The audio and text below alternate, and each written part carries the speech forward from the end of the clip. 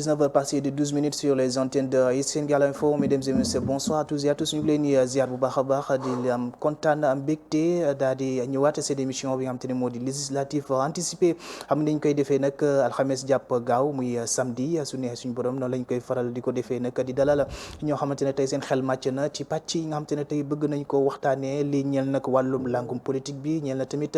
jongante bi nga xamante ne tey jàpp nañ ko fukki fan ak juróom-ñaar ci weerum novembre bi ñu daal di dem xam ngeen ne assemblée bi ñu tasoon ko nekk fukki fan ak ñaar ci weerum septembre bi ñu daal di génn loolu nekk mooy waral yile jotaayu xibaar ñu fas yéene ko nag tënk ko faram fàcce ko léegi ak suñuy gan laata loolu ñu ngi ziar kulluhum képp ki ñu bàyyi xel à travers le monde rawatina waa bitim réew Europe mën ngeen ñu daal di suivre par TNT américaine boobu di Roku TV waaye tamit mën ngeen ñu bàyyi xel ci bouquet IPTV fii ba Wakam Ngor Jam Yoff Parcelles mën ngeen ñu daal di suivre seen télévision waaye yi nga xam te ne tey yéen ubbi seen nopp daal ñoo déggu ci rajo bi di Sénégal rajo rawatina tamit ci jumtukaay xarala gi soo leen fa duggee daal di télécharger li nga xam te ne moo di Sénégal Info mu di application boo xam te ne mu ngi si Play Store jàpp Appli Store waaye tamit ñu wéyale leen ba léegi sur www.senegal.info ñu ngi ziar bu baax a baax kulluhum kër gi ñu ngi kaa siyaare bu baax a baax di ziar soxna Khadijatou Guèye moom Khadijatou Guèye moo fi jóge léegi muy borom Khadija location andi leen nag émission bu am solo ci wàllum ëttum Mame Diagne ñu ngi ko siyaare bu baax a baax di remercier bu baax a baax techniciens yi jàpp ci jumtukaay yi ba mu daal di yem jamono ji nag 19h passé de 13 minutes fii ci diwaanu Dial Diop fii ci Mamel ñu am bégte comme ni ñu koy defee saa su nekk nag ci tey nag daañu waxtaanee lu bëri ci wàllum élection bi xam ngeen nag gan bu ñu dalal rek daañu waxtaan ak moom mu def jàngatam ci Sénégal waaye tamit def jàngatam ci tas bi ñu tas assemblée ak tamit jongante bi nga xamante ne tey jàpp nañu ko fukki fan ak juróom-ñaar si weerum novembre waaye tamit ñeent fukk ak benn ci liste yi nga xamante ne tey validé nañ ko yenn saa yi nag mën nañoo wax ne ñi nga xamante ne tey ñooy coalition yi 10 boo xamante ne xamaguñu kan mooy jàll waaye bëgg nañu ko rek yebbi ci biile jotaay du jotaayu nag jàmmaarloo waaye jotaay d'échange idée lay doon ku si nekk rek Sénégalais yi xam dëgg-dëgg lan mooy vote waaye tamit situation muy tolluwaayu réew mi tamit fan la toll noonu lañ ne def nag daal di am plaisir dalal ki nga xamante ne moo di monsieur Ibra Fall jóge fële ba Pikine am nag muy Kamfori mën nañ ko tuddee noonu ci pàcc bi di PS xam ngeen nag ak ki nga xamante ne moo di monsieur Gaye moom nag mu dafa féetee fële ci Pastef bu Tivaouane moom tamit daañu waxtaan ak moom foofu ci département ak nu ñu mel langum politique bi nu mu fa daal di tëree noonu la ñuy def nag à côté daal di ko ziar monsieur Ibrahima Fall ñu ngi lay ziar bu baax a baax di la bàyyi nga nuyoo téléspectateurs yi lay bàyyi xel jamono ji. waaw jërëjëf maa ngi lay nuyu. di la remercier aussi. di la remercier ci dalal bi ngeen ma dalal. di la ci rafetlu di la ci remercier bu baax a baax a baax. di aussi nuyu sama naataango beneen gan bi. di Cheikh Tidiane Gaye. merci. di donc kilifa. bu jógee ba Tivaouane moom itam. pour ñu waxtaan si. ak yow ak man. ci mbirum réew mi nga xam ne ñoo ko bokk. donc di ñaan rek que tout se passe. lépp am rek ci niñ ko bëggee. bu loolu weesoo ma nuyu ñi nga xam ni. ñi ngi lay seetaan ci Sénégal ak bitim réew. ak ñi lay déglu. di nuyu ñëpp rek. loolu laa amoon daal lu ma ci ubbee. ci mu noonu am na solo ñu daal di am mbégte daal di ko dalal ci plateau bi di ko remercier bu baax a baax si disponibilité boobu ñu daal di accordel yombul moom nag muy secrétaire chargé communication bu union départementale bu Pikine parti socialiste waaye à côté tamit ñu daal di am dalal kilifa gi di Cheikh Ahmed Tidiane Guèye Pastef bu Tivaouane chargé tamit organisation membre Sénégal moom dina ko daal di leeral ci biir jotaay bi lay daal di doon ñu daal di la ziar di la bàyyi nga nuyoo téléspectateur yu lay bàyyi xel jamono ji. asalaamaaleykum wa rahmatullah maa ngi lay nuyu Al Amin di nuyu mon ancien Ibra Fall naa ni comme ni mu ko waxee Falleen ak Gayeen bi fu ñu lajee beneen affaire lay doon di nuyu nit ñi seetaan ñëpp à travers le réseau Sénégal Info di nuyu fépp fi nga xamante ni tey muy en terme d'image ou bien en terme d'audio émission bi dina fa atterrir di nuyu ñi nga xamante ni ñoo ñu wër c'est-à-dire la population des Mamelles au-delà Ouakam et ensuite vers les Parcelles et de manière générale toute la population de la capitale dakaroise. di nuyu fi ñu jógee muy waa Tivaouane di nuyu ñi nga xamante ni ñoo bokk ak ñoom langue politique yi particulièrement ñi nga xamante ni ñoom laa bokkal parti politique muy le parti Pastef les Patriotes et di ci nuyu sama coordinateur Alioune Badara Mboup au niveau de la commune de Tivaouane mais aussi di nuyu ñëpp ñi nga xamante ni ñoo bokk ak ñoom liggéey bi au niveau du parti Pastef au-delà même du département c'est-à-dire au niveau national et bien même international di nuyu waa diaspora yi nga xamante ni ils auront l'opportunité peut-être plus que les autres de nous suivre en ce moment di leen nuyu di leen jaajëfal ci taxawaay bi nga xamante ni am nañ ko par rapport ak activités yi nga xamante ni ñu ngi koy amal nar ko amalaat di dugg ci pré-campagne bi nga xamante ni comme ni ma la ko waxee ñoo ngi ci waajal bés bu am solo le samedi 19 incha allah fii ci Dakar au niveau de Dakar Arena. Donc Al-Amine, je vais pas terminer sans pour autant remercier la ci invitation bi remercier tout le staff et tous les techniciens yi nga xamante ni tey par leur grâce ñoo waral fexe ba nit ñi duñu seetaan sur ce plateau merci encore. Atia merci beaucoup monsieur Guèye Cheikh Ahmed Tidiane Guèye ak Ibrahima Fall ñoom nag la ñuy fas yéene andil waxtaan ci wàllum élection yi législative yi daanaka ñu ngi jaajëfal bu baax a baax propriety.com Mamelles gestion immobilier ñu ngi leen di jaajëfal bu baax a baax laata may dugg nag xam ngeen su ma dalalee gan damay bëgg ñoom ñuy présenté wu tey ngeen wax ñu tuuti seen jaar-jaar ci langum politique bi ginnaaw tey soo ñu doon wax foo soxee ko. waaw man maa ngi ci dëkk. maa ngi dëkk Louga. Louga. waaw fa laa dëkk. waaye xam nga jàmm moom. fépp nga dëkk parce que boo yëngutu rek dañ lay affecté fu ne. xaw naa wër Sénégal. actuellement nag maa ngi installé wu à Dakar à Sicap Mbao. à Dakar Sicap Mbao. waaw maintenant parti socialiste nag. su ma ci bëggee wax. d'abord dama bëgg ngeen may ma jaal waa parti socialiste. ndax dafa am suñu kilifa. bu milité ci parti socialiste ba am 92 ans. 92 ans su faa jógee noppalu. Alaaji Ngiraan Ndoy. dafay royukaay. je lui ai même rendu hommage. gaa ñu bëri ci démb. wala bind ni dernier des Mohicans la. waaye bibliothèque bu lakk la. boo ko noppalu. moo jur sax Alioune Ndoye le maire de Plateau. exemple bi mu doon moo taxoon. war a ñaanal ko sargal ko fii. jaal ko Aminata Mbengue jaal ko Serigne Mbaye Thiam et tous les autres responsables du parti socialiste. muy doomam Malick Ndoye ak Alioune Ndoye ak njabootam gépp tax ma tudd ko daal. ku nekk xale ci jamono Senghor ak Lamine Gueye nga nekk xale bu ndaw nekk parti socialiste. di dem réunion. di bokk bu am 92 ans nga noppalu te musuma gis ñu fal la dara kooku royukaay la loolu laa bëggoon ubbee. sama diggante ak parti socialiste nag. dafa mel ne piqûre buñ ma jam la. ndax man sama waajur. dafa bokk ci ñi fondé SFIO. ca Louga en 1936 ak Kébémer sama baay. lor na ko. mais taxuloon nag ma nekk ci parti parce que je suis né beaucoup plus tard. mais sama papa boobu aussi à 90 ans. bi PS di perdre pouvoir bi. il était très vieux. mais j'ai senti qu'il avait mal. mais man sama dugg ci parti socialiste nag mi ngi am. bi ma commencé liggéey à l'âge de 25 ans. 25 ans. ma milité ci benn syndicat boo xam ni mi ngi tudd SYNTES affilié à la CNTS. parce que diggante PS ak CNTS dafa amoon lu ñuy wax participation. responsable. que Madia Diop a rethéorisé en renouveau. donc ñu amoon contact ak PS. ma dugg ci biir. PS di fa gérer ay comité d'entreprise ndax yor naa sax bu Sénélec. coordonné naa aussi région bu Tamba ci comité d'entreprise. mais bi ma ñëwee Dakar nag dama dugg ci 22e coordination ku ñu wax Alaaji Ablaye Gueye jiite ko. ma nekk fa nag di liggéey ak ñoom. ba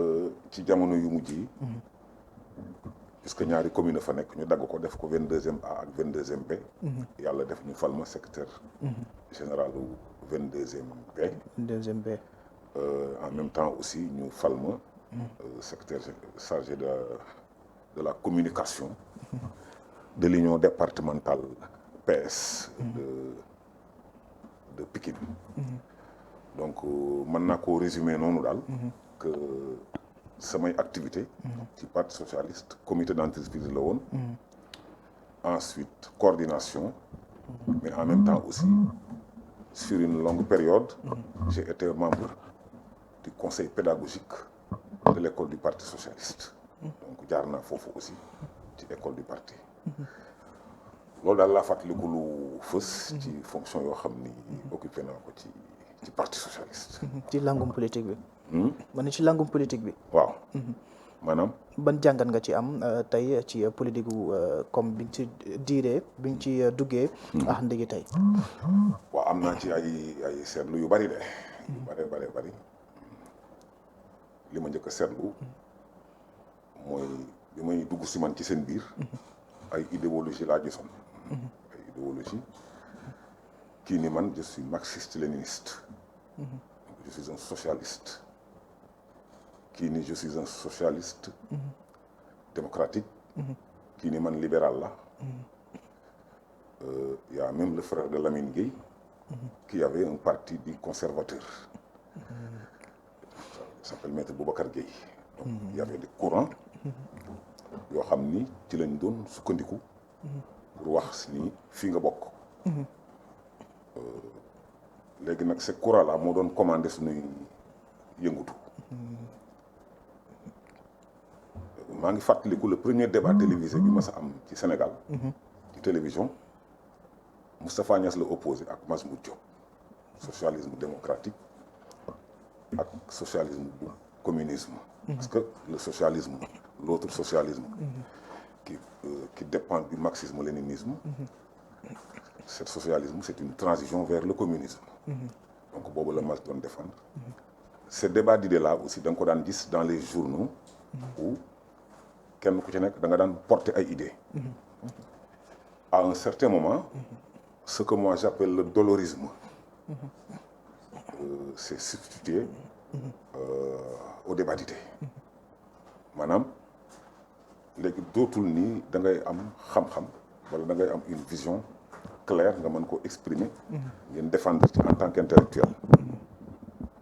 léegi il faut la capacité à prendre de la douleur ci la ñuy mujj di juger nit ñi. Il y a une période où on cherchait vraiment qui était le plus courageux, qui était le plus guerrier, et cetera. Donc demoon nañ ba dolorisme boobu am doole. Donc débat d'idées boobu dafay daal di commencer di laisser du terrain parce que dañuy dem ba boo apporter des idées nit ñi duñ la déglu. parce que sénégalais ni ma ko gisee africain émotion moo ëpp science am daal.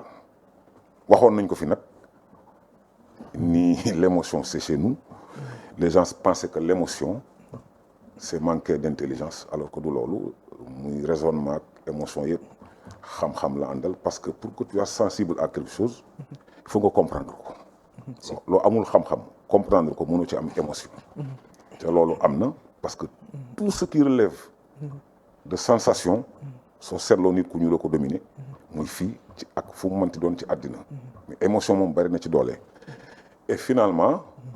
ce débat d'idées-là a complètement disparu. Aujourd'hui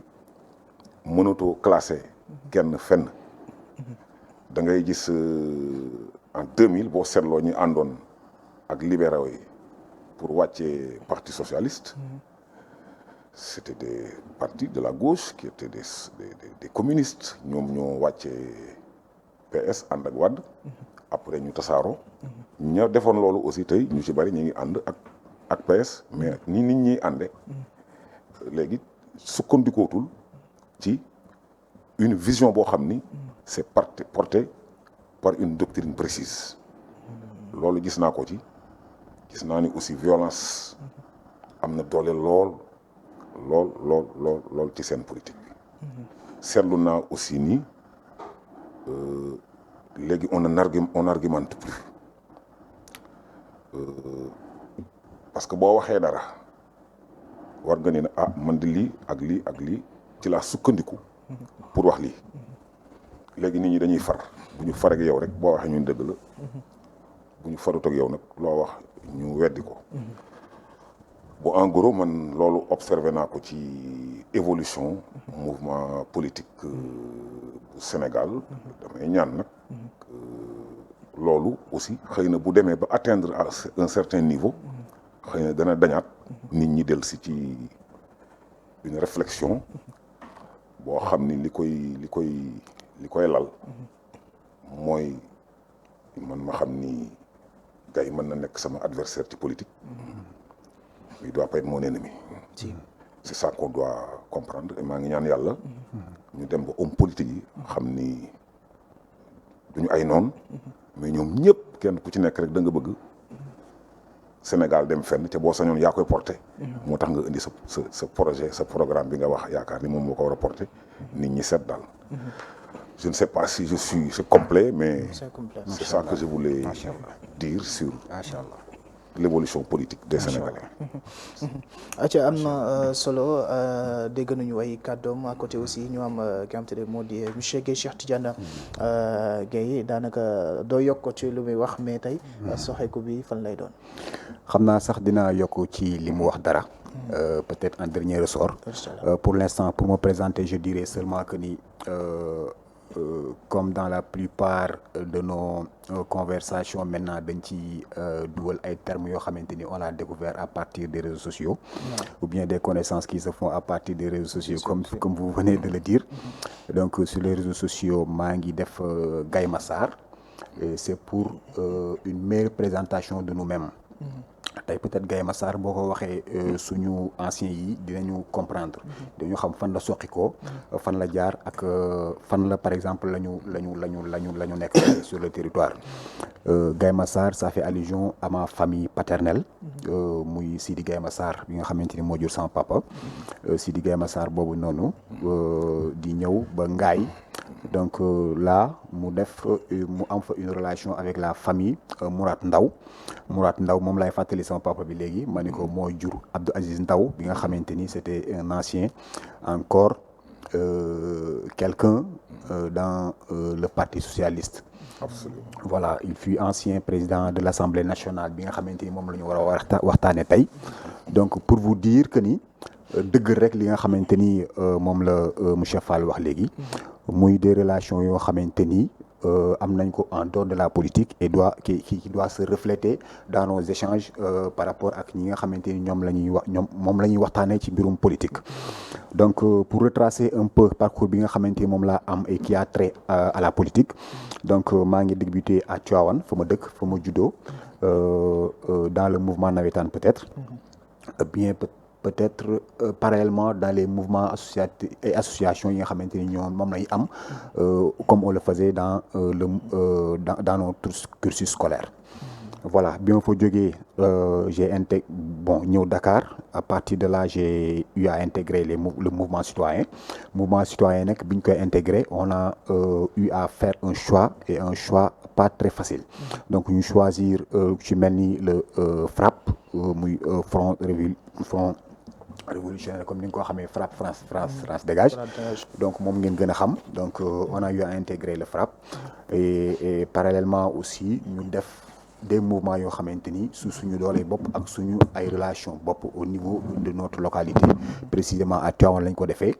donc ñu créé fa mouvement bu ñuy woowee Dimanche Initiative Citoyenne qui s'active dans le nettoiement dans le reboisement d'espaces publics surtout et qui maintenant fait son petit bout de chemin dans la mesure où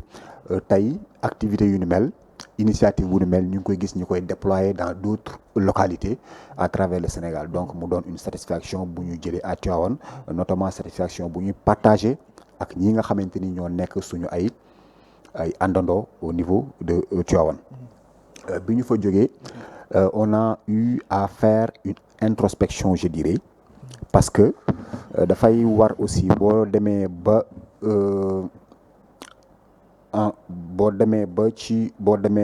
doxal en un certain bout de temps nga def un retour en arrière ou bien taxawaat xoolaat vraiment fan nga jëm. L'objectif que tu t'étais fait au départ ak fi nga xamante ni fi nga ci toll. li ñu gis bi ñu nekkee ci biir mouvement citoyen yi mooy que ni la plupart de nos combats la plupart des revendications qu'on reçoit et revendications yi nga xamante ni moom la ñu doon taxawal ci mbedd mi di ko xeex ci société bi di ko métitlu mais aussi di ko jàmbat au niveau de nos autorités locales la plupart du temps on a compris maintenant que ni buñ ci bëggee solution il faut que ñu sóobu ci langue politique bi loolu moo ñu indi ci politique maintenant bi ñëw en politique aussi on n'a pas choisi le plus facile parce que vraiment tolol nañu benn moment boo xamante ni fu ñu fëgg ñu ubbil ñu mais dañu dem fëgg dans les partis de l'opposition et précisément dans le parti PASTEF parce que la raison qu'on a eue pour def lu ni mel mooy que ni gisoon nañu dans le parti PASTEF des hommes de terrain des hommes de valeur yoo xamante ni vraiment xalaat nañu ni li ñuy incarné dëppoo na ak li nga xamante ni moom la ñu gëm moom la ñu bëggoon taxawal mais gis aussi à leur tête un homme boo nga xamante ni je crois que foofu laay dugalee li monsieur Fallou indi léegi muy le dolorisme maanaam mu nekk wàll woo xamante ni ci nit ñu ngi ko gën a xam peut-être dans le mouvement religieux ou bien dans la philosophie ou bien dans la littérature nit ki di ko pas mbubboo nit ki nekkee ko muy souffrance boo xam ne nit ki da koy nekkee mais souffrance boobu moom mooy def sa légitimité dans le domaine où il exerce tey bu ñu ko indee ci wàllu politique mën nañ ko ci joxe comme exemple le président Ousmane Sonko parce que souffrance bi nga xamante ni tey moom lañ ko tegoon mu nekk di ko muñ ba benn moment bi je crois que ça lui a fait une légitimité moo xamante ni tey mën nañu ni c'est sur cela que se sont basés beaucoup de Sénégalais pour rallier son camp pour faire corps avec le combat bi nga xamante ni moom la nekk di taxawal donc loolu moo ñu dolorisme boobu ñuy wax moom la ñu gis ci ay nit ñoo xamante ni tey seetlu nañ leen au niveau du parti PASTEF moo ñu dugal ci parti PASTEF bi ñu duggee ci parti PASTEF taxawuñu rek di seetaan dañu dem fa nga xamante ni fa la langue ga nekk ñu ànd ak ñi nga xamante ni ñoo koy diri ñoo ci nekk nekk ak ñoom ci ay combat avant même notre entrée dans le parti PASTEF mais bi ñu duggee aussi vraiment on a eu à jouer notre rôle notamment dans des postes qu'on a eu à occuper en ce moment où je vous parle actuellement je suis le trésorier au niveau de la commune maanaam la section communale bu Tivaouane mais aussi chargé de l'organisation au niveau de la coordination de Tivaouane en même temps je suis membre du SNOL le SNOL c'est-à-dire le secrétariat national à l'organisation et la logistique bi nga xamante ni tey moo yor tout ce qui est organisation et logistique au niveau du parti PASTEF merci. ok mu ngi noonu am na solo donc comprendre nañu fi ngeen daal di soxeekoo je pense que téléspectateurs yi dinañ mën a comprendre bu baax a baax ñu dem rek ci point bi mooy que ne tey bi ñu doon xaar nga xam te ne moo di DPG bi nga xam te ne tey Elimane jëwriñ bi mu ngi ko waroon def muy Ousmane Sonko di premier ministre ñu ngi ko doon xaar le 13. ñu dem ba ci biir tey ki nga xam te ne moo di jiitum réew mi di Bassirou Diomaye Faye woote ne tey dafay taal di tas assemblée nationale ginnaaw ba mu saytoo nag ñi mu war a saytoo après bokk na ci ki nga xam te ne tey moo nekkoon jiital assemblée nationale di Amadou Diop tey ban jàngat nga ci am biñ ñëwee daal di tas assemblée bi te ñu ngi doon xaar li nga xam te ne moo di DPG bi. bon am naa ci ay jàngat. benn bi mooy moom moo jàpp date président bi ni nañ ko def le 13 donc assemblée préparé ko le 13 moom mu dindi ko mu tas assemblée nationale le 12 donc loolu jàpp naa ni aussi du lu neex expliquer parce que chef d'État dafa am importance ci réew warul woon programmer DPG bi le 13 su fekkente ni décidé na tas assemblée nationale le 12 parce que dafa war a digganteem ak ñi mu séqal mbir mi surtout assemblée nationale dafa war a nekk diggante boo xam ni lépp luñ ciy waxante rek lu leer lay doon ca assemblée nationale institution la ni président de la république nekkee institution jàpp naa aussi ni légitimité bi président am mooy ay sénégalais ñoo jóg ñu fal ko légitimité boobu aussi le député yi am parce que sénégalais yi ñoo leen fal maintenant bii fal moo jiitu bële teewul kenn ku ci nekk rek légitimité ba nga war a am ba nga am mooy sa bos et ñu bari sax analyser nañ ni dafa affaiblir signature am ak kàddoom mais la tax ñooñu xalaat ko xëy na acte boobu mu posé la mais man jàpp ma ni daal su fekkente ni moom jàppoon na ni da koy tas le 12 warul def loo xam ni day niroog kuy naxante daal beneen bi ma ci seetlu aussi moo di dafa xat diggante bi ñu tasee assemblée nationale ak diggante bi ñuy voté en tout cas xat na ci parti yi parce que dafa am ay délais yu encadré élection bi ak processus bi moo war a am 60 jours au minimum wala 80 jours au maximum 90 hein. Certainement derrière les 90 certainement dana am contrainte des contraintes qui sont liées au budget de l'année mais il a choisi de le faire sur 60 jours conséquence bi mooy parti yi nga xam ni coalition yi nga xam ni parti yi nga xam ni dañoo waroon dem ci élection yi bi affaire bi ñëwee ci diir bu xat la ñu préparé seeni coalition te préparer coalition lu metti la daal ndax il faut d'abord nga seet kan nga war a àndal mais en même temps boo seetee ka ngay war a àndal aussi il faut nga xool nan ngeen di ànde ak processus électoral boo xam ni dafay am ay contraintes yu mu teg ci tànk parti yi il faut décider vite dans un délai très court man loolu jàpp naa ni décision bi teg na leen ko boo man gisuma ni nag du ma wax ni Pastef xamul woon mais en tout cas gannaaw ñi jiite Pastef ñoo jël décision bi certainement ñoom xëy na xamoon nañu peut-être à temps que telle date la ñuy jàpp datu kii bi voilà j'ai remarqué aussi que quand le président a dit que le 13 là j'ai vu que le premier ministre am na de l'autre côté je l'ai entendu dire le 12 waaw danañ tal leneen ça aussi sénégalais yi am nañu ko ci interprété n'est-ce pas donc les partis et les coalitions sont allés aux élections à la préparation de ces élections dans des conditions extrêmement difficiles et j'ai vu que même ci fi ma bokk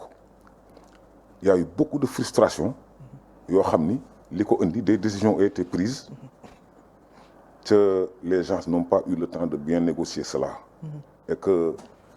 am nañu ay frustration yoo xam ni xam naa ni parti bu mel ne PS moom du gaaw a wax parce que du parti bu am habitude di étaler ay mbiram sur la place publique mais je sais que PS am nay frustration yeneen parti aussi bokk ci coalition bi am na frustration parce que da ngay dajale une coalition de 40 partis ou de 30 partis pour nga ni ce parti là est très faible kon duñ ko jox dara du nekk lu yomb mais bu leen ko temps bi mayoon xëy na dinañ mën a négocier nan la ñuy séddante donc j'ai remarqué daal que loolu daal moom naqarlu naa ko maanaam pas naqarlu constat yu ma def la yoo xam ni su ma sañoon du demee noonu daal loolu mën naa ko wax ci li nga wax ni conditions yi mu ko dissoudre loolu laa ci gis lu ma. est-ce que nekkul tamit coalition yi ñoom war nañ leen suñ ne langum politique wala parti politique. di nga def formation ci wàllum comme ni nga ko yow defee donc di nga préparé wu bu baax a baax est-ce que tamit organisation bi nga foog ne desul ci parti politique yi beneen bi mooy que ne tey dëgg la tas nañu assemblée bi jàpp nañu li nga xamante ne mooy date bi. 60 jours yi ak ni ñu mel. mais ci biir jàppande bi parrainage bi dañ nañ ko teggil caution bi tamit mu ngi woon fu mu nekk ba léegi 15 millions yi. xaw naa yomb tamit. est-ce que nekkul waa opposition bi ñoo waroon pare aussi. par exemple parti bi ma xam man. xam naa ne bu doon dafay dem moom dong. wala mu jiite coalition. loolu du ko jaaxal. waaw mais xam nga boo seetloo ñi ànd. au dernier moment lañu ànd. am na ci biir sax ñu àndoon. jàppoon ni ñooy ànd. mais finalement ànduñu. parce que boo xoolee ñoom Amadou Ba. négocier nañu ak Macky Sall ñoom pour ànd ak ñoom.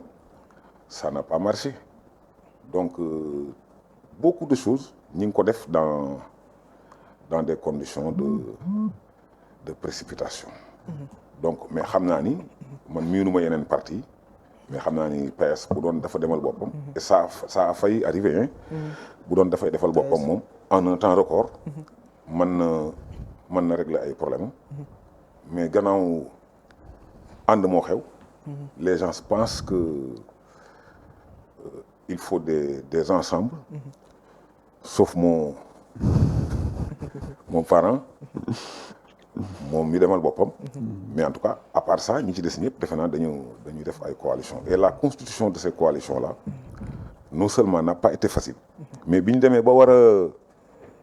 séddante ci ay postes. j'ai eu des difficultés. bi ñu ko séddante aussi. ba affaire yi génn. j'ai vu que beaucoup de coalitions. ont eu des difficultés yoo xam ni. mën na rejaillir ci élection yi. mën na feeñ ci élection yi. ah oui il peut xëy na nag waxuñu ko publiquement ñu yëg ko. mais man gis naa ci ay jafe-jafe yoo xam ni mën na am parti ay coalition yu yàqal ci élection yi. dafa ma ni da ngeen bëggoon bette kujje gi maanaam opposition bi moo tax ngeen waxtaanee li nga xam te ne tey mooy élection yi ndax jàppoon ngeen gi daal di def DPG bi waaye avant DPG boobu noonu ngeen daal di rek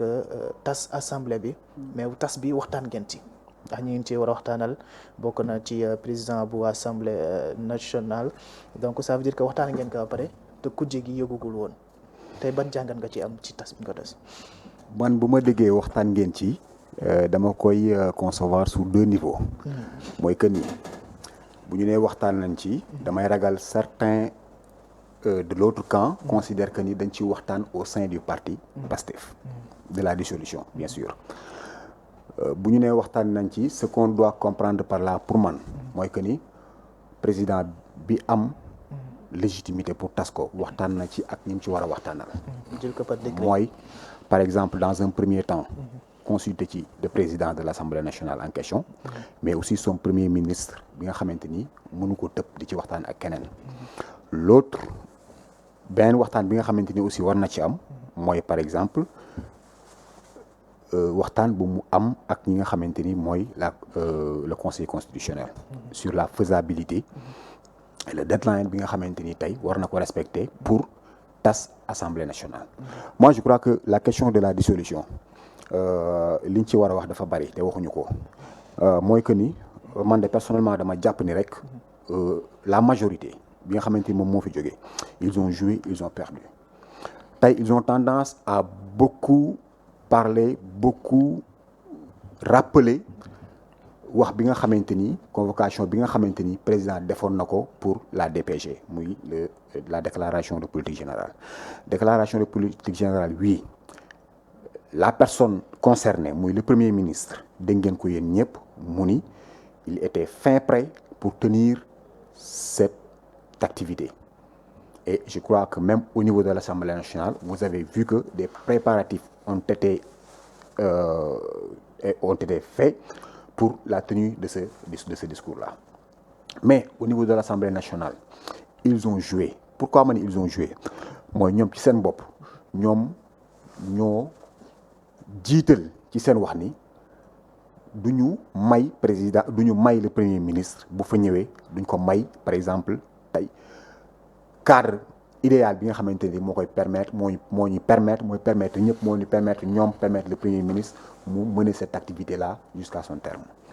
Et je crois que ku lay woo ci xeex ni ma koy waxee toujours man ku ma wootee war nar ma añee ma ndekkee la.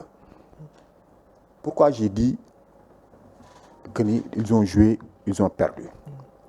Ce qu'ils voulaient faire contre la tenue de ce discours-là, contre la personne d'Ousmane Sonko, parce que dans la plupart du temps boo leen dégloo c'est comme si ñoom ils pensent plus discours, ils pensent plus l'institution, ils pensent plus en termes d'institution, ils pensent plus en termes de député yi nga xamante ni tey war nañu mën a taxaw ci naka la discours bi tëddee lan mooy terme discours bi naka la ñu nasee discours bi pour mën a s'ils ont des attaques à faire attaquer de manière objective le discours qui allait être fait mais ñoom fi ñu taxaw mooy du ñu may premier ministre jàmm avant duñ ko may jàmm bu ñëwee duñ ko may jàmm après mooy dem nañu ba évoquer sax comment ils ont appelé ça que ni dañuy tenir une motion de censure. Je crois que loolu lépp bu ci jibee président bi nga xamante ni nag moom la ñu dénk réew mi mu war a am taxawaay bu mucc ayib war a fexe toutes ces institutions là muy la présidence muy l'Assemblée nationale muy l'autre pouvoir ñu mën a nekk en de très bons termes. Moi je crois que à l'image des députés de la majorité il a aussi fait ses calculs nag mën nañu nag apprécier ko de différentes manières. Moi je crois que ñoom ñu ngi koy apprécier nu leen neexee ñun aussi on l'apprécie mais en tout cas ce que je peux vous dire ci sama aqulaay taala mooy man de en tant que responsable musuma dégg fenn fu ñu ni nañu préparer ay élections législatives parce que dañu war a tas assemblée nationale. Donc pour répondre à votre question que ni on n'a pas discuté en aparté de la dissolution et de l'organisation au préalable à notre niveau de la tenue de ces élections-là. Donc on l'a su, la dissolution, on l'a su comme tout le monde, on l'a vécu comme tout le monde. Période bu gàtt bi nga xamante ni moom la monsieur Fall évoqué léegi ak problème yi nga xamante ni moom moo ci am yëpp je crois que problème yooyu moom la ni ko opposition bi amee noonu la ko parti Pastef amee. La preuve, on a fait nos dépôts de candidature dans les mêmes délais, on a déposé nos listes et autres au niveau de la DGE, Direction générale des élections, dans les mêmes délais, avec les mêmes difficultés que les autres partis de l'opposition. Je crois que ñoom seen difficulté fi mu nekk moom la ñu fexee mu wàccuñu mooy que ni au lieu de faire des coalitions, au lieu de mener des discussions dans les coalitions, nous avons tenu malgré en tenant compte de ces difficultés du deadline bi nga xamante ni moom la ñu amoon de mener notre barque seul. Maanaam dem sans coalition vers ces élections-là mais dem sans coalition aussi ça veut pas dire que ni dañu faxas ñi nga xamante ni ñoo nekkoon ak ñun ñëpp pour dem sans ñoom ci ay élections. On a gardé notre structure dañu dem sous la bannière de parti Pastef mais boo liree bu baax vous allez voir que c'est une coalition qu'on a appelée coalition Pastef et Patriotes boo xamante ni dañ ci inclure ñi nga xamante ni ñëpp fas yéene nañu liggéey ak ñun desuñu rek ci coalition entre guillemets pour que bu neexee ñu toog bu naqaree ñu dem ce dont on a choix bi ñu def mooy que ni dañu choisir ànd ak ñi nga xamante ni vraiment ils ont les épaules solides pour batailler pour accompagner le projet bi nga xamante ni moom la Pastef bëgg a doxalee réew mi. Je crois que c'est ce qui a amené peut-être les seuls soubresauts yi nga xamante ni ñun fexe nañ ko écarter et malheureusement ñoom peut-être à leur niveau ils ont préféré aller en coalition ce qui a amené à ce que qu'ils soient confrontés à des difficultés yoo xamante ni tey parti Pastef évacué na ko au départ. ñu seetlu na ak si 41 listes. dari ko am na fii ci est-ce que ndax am bëriwul. 41 listes bari na validé 41 listes bari na mais nañu jàpp ni rek man li may wax toujours mooy que ni nañu jàpp ni rek on vit peut-être les derniers moments de ces de temps de difficulté yi nga xamante ni parti politique yi ñu ngi ñu koy amener depuis ñu ñu koy teg depuis lors parce que bu ñu waxantee dëgg bu ñu jaaralee parti politique yi fi ñu war a jaar dëgg li yoon wax ni parti politique noonu lañ ko war a taxawalee noonu la war a tëddee noonu la war a doxee je crois que bu ñu ko jaaralee yoon rek je crois que li fii des ci cadre parti politique on parle de des centaines de partis politiques dans ce pays là un pays qui ne fait même pas 20 millions d'habitants donc je crois que bu ñu jógee ci élection yi vous allez voir que bu fekkee ni la population sénégalaise confiance bi nga xamante ni joxoon nañ ko le parti Pastef et ses responsables bu ñu tabbee yóbbu ñu Assemblée nationale avec une majorité confortable nous allons leur montrer que ni difficulté yi nga xamante ni parti politique yi tegoon nañ ko difficulté yi nga xamante ni politiciens yi tegoon nañu fa incha allah on va se départir de toutes ces difficultés parce que am na ci lu bari loo xamante ni dinañ ko teg ci yoon ni ko yoon waxee ku teguwul ci yoon ñu xool neneen noo doxale wala nga xom neneen noo doxale mais 41 partis politiques 41 listes pour des élections législatives je crois plus que dinañ ci tàbbiwaat incha allah. ban jàngat nga am ci coalition yi nga xamante ne tey mën nañoo wax ne bëri na mais 4 coalitions yi nga xamante ne tey daanaka ñoo gën a fës bokk na ci sàmm ci kàddu bu ki nga xamante ne moo di Barthélémy Diaz ñoom Bougane Gueye nekk ci Pape Djibril Fall beneen bi tamit jàmmax njëriñ Amadou Ba et cetera ak tamit bu Macky Sall bi takku wàllu ak PDS ak bu Pastef ban jàngat nga ci am ci 4 yooyu nga xam ne ñoo gën a fës. Je dois tout d'abord préciser que des institutions duñ ko gérer ci sentiment c'est-à-dire c'est la loi c'est des règles du jeu qui n'ont rien à voir avec les sentiments de ceux qui les occupent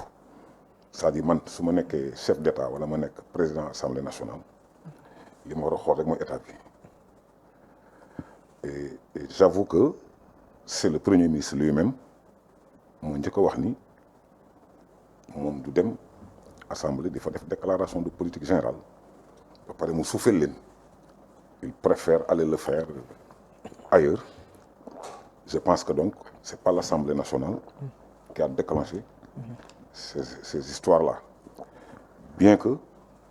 moi en tant que socialiste li ma jàngat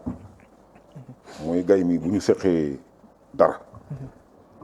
moom mu def loo xam ne lii méngoowul ak li état wax man li état santaane laati du ma ko topp daal donc l'Assemblée nationale aussi pour man warul am état d'âme donc en tout cas quelque part institution yi dem nañ ci sentiment ca sentiment waru ci am donc ensuite il faut accepter d'affronter l'adversaire ak fu mu la mënti woo bu dee ci lu légal rek il faut l'affronter man gis-gis boobu am naa ko ci. si yan sentiment lañ demee. non c'est-à-dire que si par exemple le président bu jàppee ni dañ ko bëggoon a rey mu rey leen moo tax mu dissoudre Assemblée nationale bi alors qu'il avait proposé de la politique générale la déclaration politique générale le 13 ba pare dissoudre ko le 12 mais ça veut dire que sentiment la demee or à ce niveau-là l'État prime sur tout. Je voulais faire cette précision et dire que 41 partis moom bari na ci Sénégal même boo demee ci mouvement syndical noonu la demee il y a tellement de syndicats que finalement les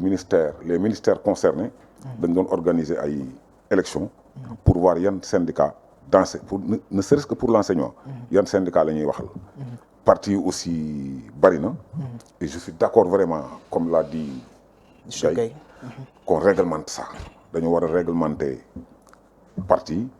de telle sorte que day am lu ko tamiser daal lu ko am na filtre daal boo xam ni buñ ko amoon xëy na sax parrainage du am na réew yu bari nag yu am ay parti yu bari comme boo demee États-Unis am nay parti mais boo seetloo bu élection ñëwee ñaar ngay gis c'est-à-dire ceux qui ñi ko dul gëstu bu baax ils ne voient que deux partis. En Angleterre aussi vous ne voyez que deux partis. Mais il y en a d'autres. Donc moi je suis d'accord qu'il faut vraiment qu'il y ait des critères nouveaux pour que ku bëgg a am parti nga remplir ces critères-là et mu nekk un tamis. Tamis boobu aussi même député yi ñuy fal nii war na am un tamis buñ ci dolli pour que n'importe qui bañ a mën a nekk député. Alors donc 41 partis bari na bari waay boo xam ni dañuy obligé naan la booy voté nga jël 5. Pour man ça dafay violer secret bu vote. doo xam ni c'est-à-dire man xam naa ni xaw ma koy votel yow mais man xam naa ni doo ma votel soo jëlee 5 sur 40. mais en tout cas quelque part secret bi violé nañ ko. donc ca parti yu ci bari bu ñu demee ba élection yi ñëw seeni résultat presque da ngay jàpp nit ñi dañ doon sonal nit ñi. Peut-être que dañu bëgg buñ ci génnee ñu mën a négocier ak ñi nga xam ne ñoom la yàlla jox doole pour am lu ñu leen jox lu ñu téye. te man jàpp naa ni objectif politique. du moins man ba ma ciy dugg. parce que maa ngi waxtaan ak sama doyen Mame Bounama Sall. mbokk ki mu ni ma Ibra tu sais notre génération bi ñuy dugg ci politique. ñun ñëpp ñu ngi liggéey wala ñu nekk ay étudiants. mais dañuy xool idéal bi. tey su ma la woowoon léegi. di la laaj ci doctrine parti socialiste socialisme démocratique bu Senghor ak bu Marx bi yow da nga ko mën a expliquer ma ne ko waaw mun ma tu prends un jeune d'aujourd'hui tu lui demandes il sait pas parce que ils viennent en politique pour avoir un emploi n'est-ce pas donc man gëmuma ni nit ki dafa war a li mu wax laa gëm ni moom dafa am idéal bu muy xeex idéal boobu il a choisi benn cadre politique boo xam ni jàpp na ni moom war na porter idéal boobu mais ça c'est une explication scientifique c'est pas de l'émotion man loolu laa gëm c'est-à-dire nit ki booy dugg ci dara mën nga koo leeral expliquer ko faram fàcce ko mais très souvent quand les jeunes ñu bari boo leen di wax affaire u parti ils te parlent d'abord de leurs intérêts donc je dis que on doit vraiment mettre un terme au-delà de ce qu'il dit il faut moraliser dañu war a moraliser politique parce que contrairement à ce que les gens disent politique dafa amoon moral.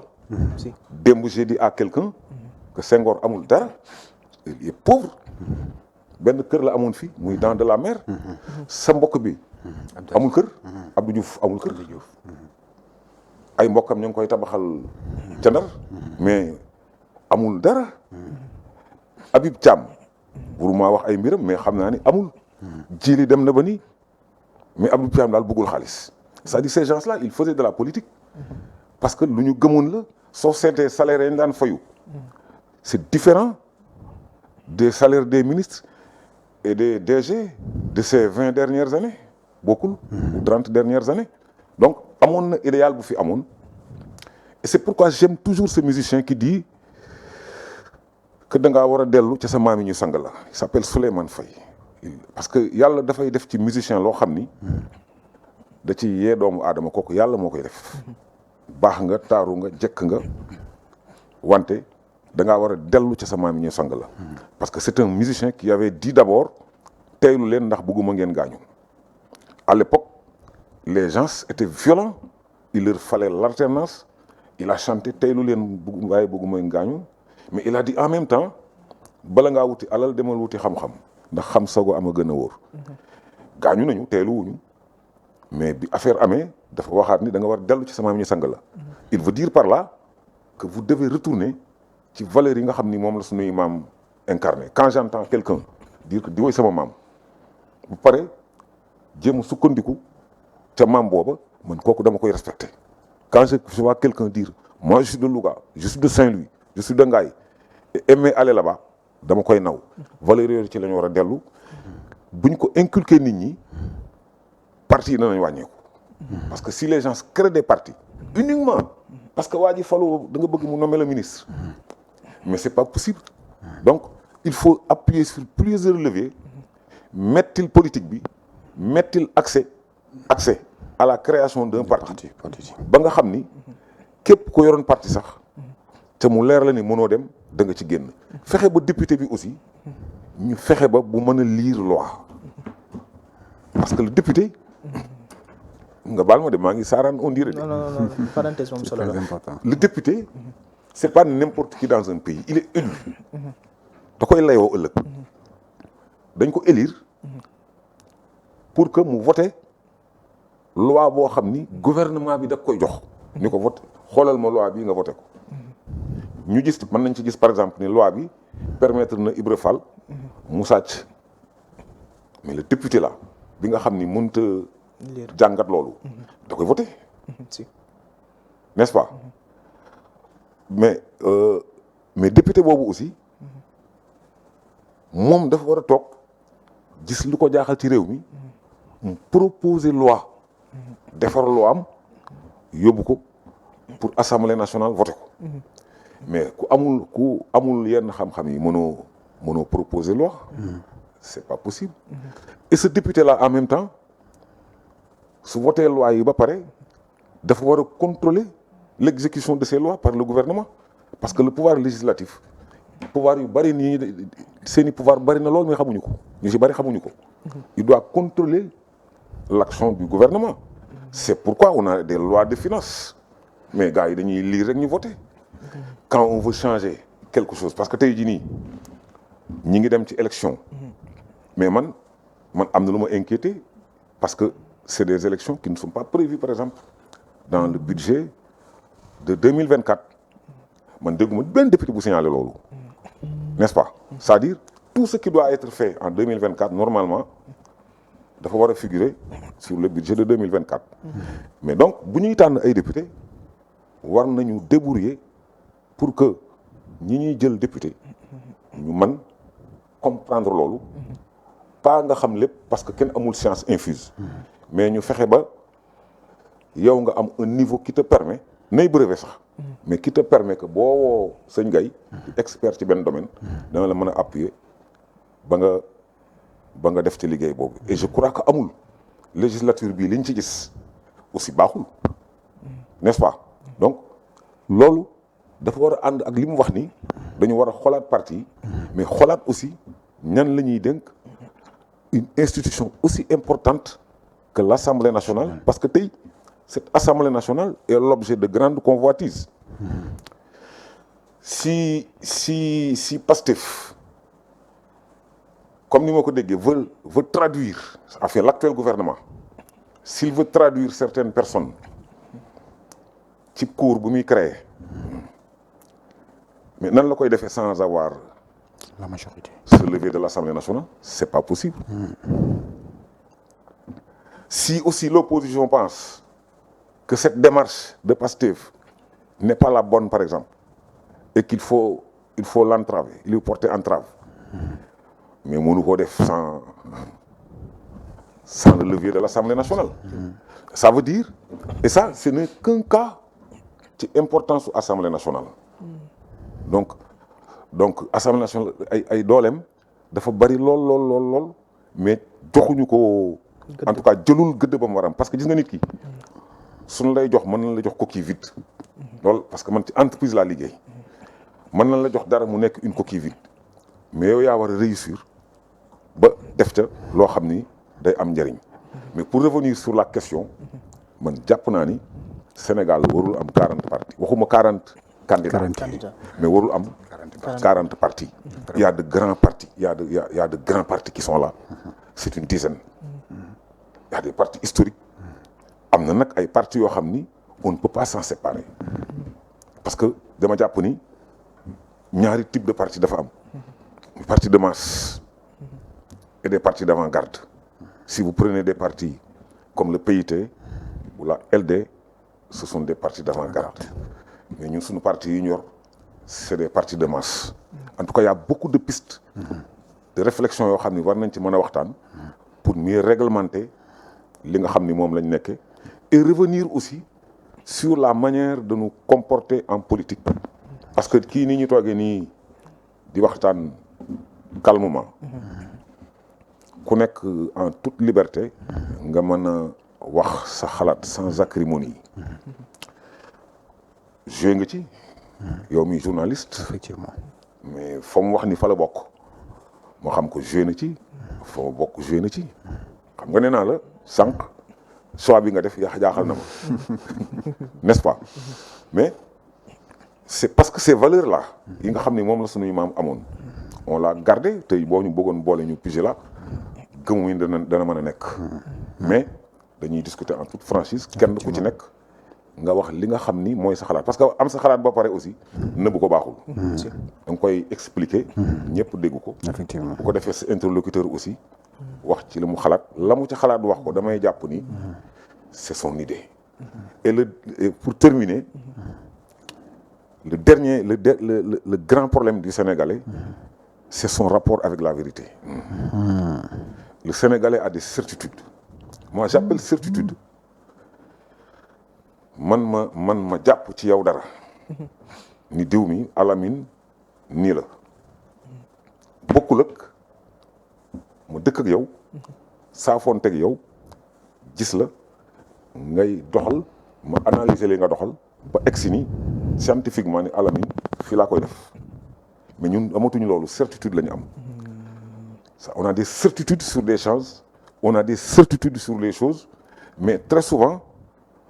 nit ki boo waxee ci certitude am mu nekk ay cliché ki slogan ba pare soo ko woo waxtaan ni ko léegi nag li nga ma waxoon dama bëggoon nga expliquer ma ko il réussit pas à l'expliquer par exemple quelqu'un va dire qu'il déteste ton leader Ousmane mais il te dira pas pourquoi il le déteste quelqu'un m'a dit qu'il déteste mon leader quand je lui ai demandé il n'a pas pu m'expliquer des gens me disent je déteste Macky Sall par exemple mais je leur demande pourquoi il m'explique pas quelqu'un même m'a dit un directeur d'école donc un intellectuel qu'il a voté en 2000 contre Abdou Diouf non mais pour Wade il dit oui il me dit après en 2012 j'ai voté contre Wade Macky Sall c'est un directeur d'école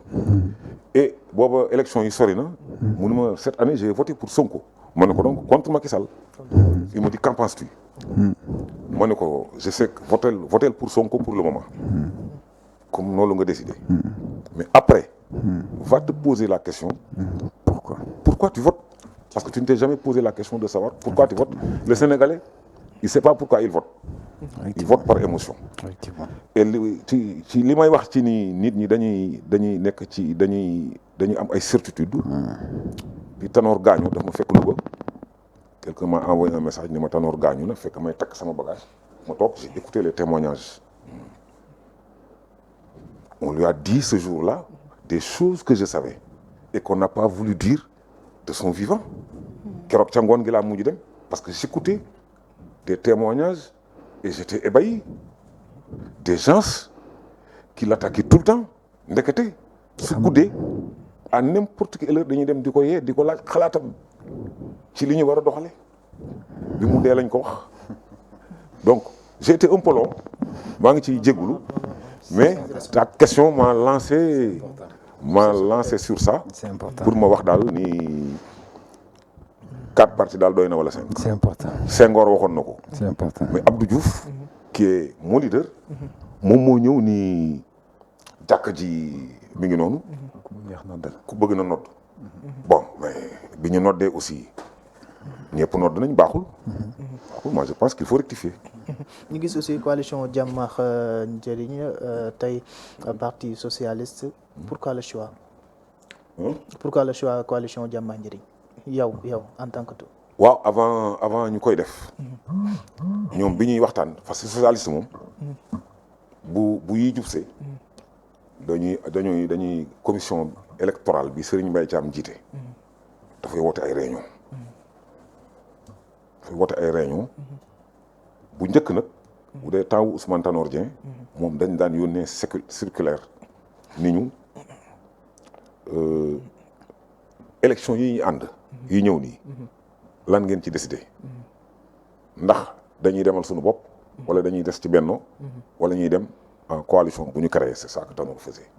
bu ko defee chaque coordination se réunit wax ni man nii laa ko gisee après dañuy compter rek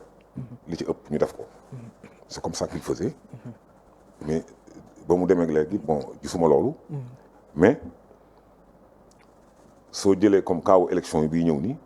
Serigne Mbaye Thiam moo organisé ay rencontres de la commission électorale ces rencontres là il a proposé au sein un atelier atelier boobu nag toutes les coordinations étaient là-bas ñu waxtaane ko ñu ni ñoom jàpp nañ ni PS waroon dem boppam moo gën mais est-ce que man c'est ça que j'ai écrit parce que bi ñuy def atelier bi dafa fekk sama mag nopp lu may dem Louga mais man sama contribution ma leen ko yónnee que PS demal boppam moo gën wala mu jiite coalition mais est-ce que ces 4 dernières années là est-ce que PS liggéey na ci réew mi taxawaay boo xam ni nit ñi miin nañ ko parce que ñiy voté bi ñuy juddu les 3/4 PS daan na donc Tanor am na lu mu ci yëngaloon mais dañu calmé wu donc ci discussion la ñu jàppe ni dañu war a ànd ak coalition donc Khalifa Sall seet si na leen Amadou Ba aussi seet si na leen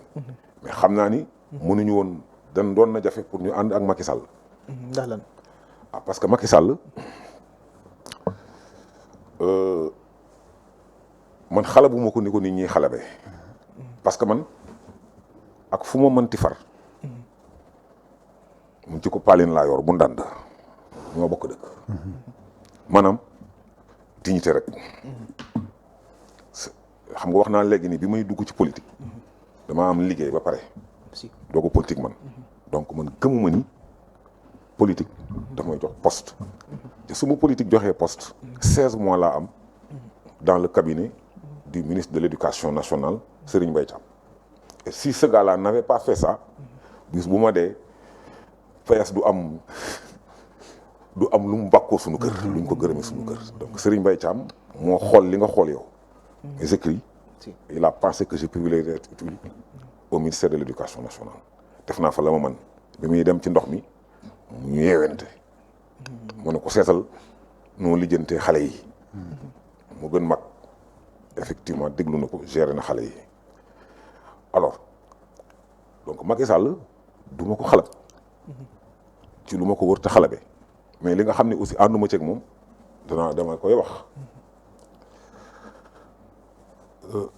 man d'accord naa ni bu njëkk pour xas Macky Sall da ngay wax ni da ngay wane liggéeyu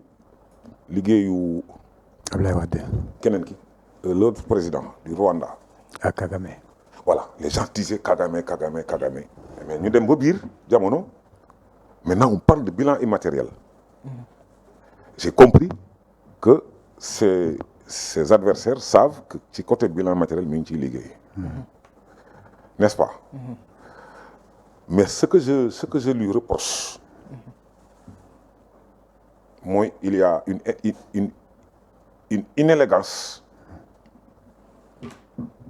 dans la gestion de ses alliés surtout à la fin de son mandat parce que sëñ Gaye mii su ñëwee ni ma Ibra nañu ànd ak man la ñu yor la mu bari man ma seddu ko ci lu toll nii mu continue di am nag man naan du ma la wor soo demee ba war a changer avis ca la nga doon doxal war naa laa woo wax ak yow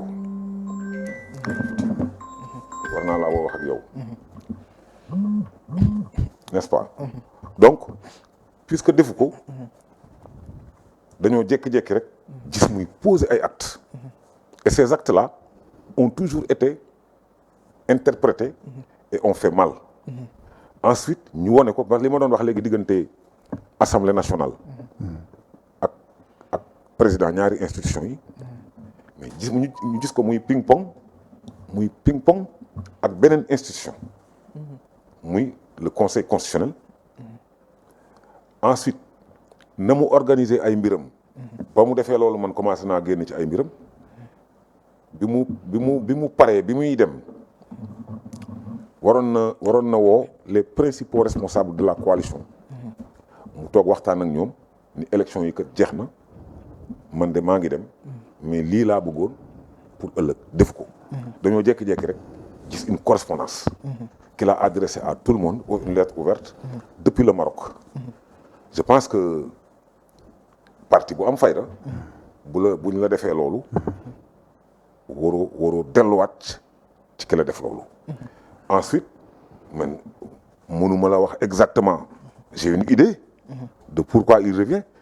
mais quand ñu wax je n'avais pas en faire une certitude. Mais am na xam na li ma xalaat loo xam ne mi ngi ma denc. lu tax ma yaakaar ni day ñëwaat pour xeex si. pour xeex si li ko fi indi. Mais PS warul ànd ak Macky Sall. Je crois oui waru ko même bu ko Macky Sall seet si woon parce que Macky Sall bi muy dem di gisee ak Karim Wade ak Idriss Seck PS ci journaux yi la ko yëg donc loolu kay dellu na ci njabootam. Alors kon ñun tam ñu toog bu ñu gisul kenn ñu demal suñu bopp mais gannaaw Amadou Ba ñëw na waxtaan ak ñun Khalifa Sall ñëw na waxtaan ak ñun ñëpp mënoon nañu ànd mais entre temps aussi diggante Macky Sall ak Ablaye Wade ak Amadou Ba dafa mel dafa am problème yi ñu doon wax. Amadou Ba n'a jamais voulu en parler. mais lu réel la daal loolu tax ma jàpp ni daal waruñu ànd ak. il a mis un terme daal au compagnonnage. dinañ ci gën a xuus tey ñu gis coalition yi foofu la ñuy décider ba léegi tey am na takku wàllu diggante Macky Sall Karim loolu Macky Sall ak PDS xaw na lump tuuti ci xelu sénégalais waaye tamit suñu wéyalee ba léegi sàmm kaddu bu Barthélémy Dias ñu ngi si daal di ko jiite ñoom Bougane Gueye Dany ainsi de suite ak tamit jàmmax njëriñ bu kii nga xamante ne tey moo di Amadou Ba comme ni mu ko waxee ak APS ainsi de suite ndax xam amoo leen tiitaange tuuti ngir fëx yooyu les coalition tiitaange coalition yi def ñu dara wala tiitaange yi tiitaange comment waaw ndax coalition yi defu leen dara amul loo xamante ne tey dina leen téye. tiitaange je crois que ci seen côté lay mën a nekk parce que pourquoi? Déjà c'est-à-dire man li ma gën a tiital mooy li monsieur Fall wax léegi mooy dévalorisation bu ñu dévaloriser la position du politicien, dévalorisation bu ñu dévaloriser les doctrines qui faisaient le fondement, les bases yi nga xamante ni mooy ces partis politiques là, dévalorisation bu ñu dévaloriser les partis politiques en tant que tels, mais aussi et pour terminer dévalorisation bu ñu dévaloriser li nga xamante ni mooy la coalition. Ce sont ces ententes là tey moom la ñu dévaloriser ko comment mooy déjà dañuy essayer je dirais dañuy essayer mettre en coalition dañuy essayer mettre en synergie des forces contraires, des forces qui naturellement ne devraient pas s'attirer. C'est-à-dire tey bu ñu nee Amadou Ba comment il s'appelle, le républicain ou bien le démocrate qui va s'allier avec le parti, avec les socialistes, ça prête à confusion. Par exemple, tu entends par exemple des gens qui étaient là il y a 6 mois contre le régime qui était là, c'est celui de Macky Sall, et qui l'ont combattu corps et âme pour déboulonner tey Macky Sall, démb Macky Sall, tey c'est Macky Sall qui revient, ou bien je dirais ces gens-là qui reviennent bëgg a def coalition ñu dañu déggoo ak Macky Sall, ak le parti de Macky Sall. C'est là où nous avons peur. loolu moo tee suñu xel, loolu moo ñuy tiital. C'est-à-dire ils embarquent dans cette coalition-là, ils embarquent dans ces ententes-là des jeunes qui, comme ni ko Père Fall waxee léegi, qui ne comprennent rien à la politique. C'est-à-dire l'engagement qu'il y avait auparavant pour intégrer ces factions, l'engagement qui motivait la personne pour s'engager dans la politique, c'est-à-dire loolu moo amatul. Man parti bi ma nekk dama koy wax au niveau de la section, au niveau de la structure bi ñu nekk ma ni il faut qu'on reprenne vraiment c'est la fonction là de l'école du parti. Tey ku wax école du parti, c'est comme si da nga naan parti socialiste, parce que école du parti, je crois que terme bi rek daf lay renvoyer au parti socialiste, dans la mesure où bu ñu nekk gone ñun on entendait souvent école du parti, parce que dafa amoon benn place importante bu mu occupé woon dans la vie politique dans la vie politique de ces structures-là, dans les partis politiques yu ci mel ni le parti socialiste. Et malheureusement c'est ce qui ne se fait plus. loolu li koy waral mooy dañu bàyyi une fonction capitale, dañu bàyyi une place boo xamante ni moom la ñu joxoon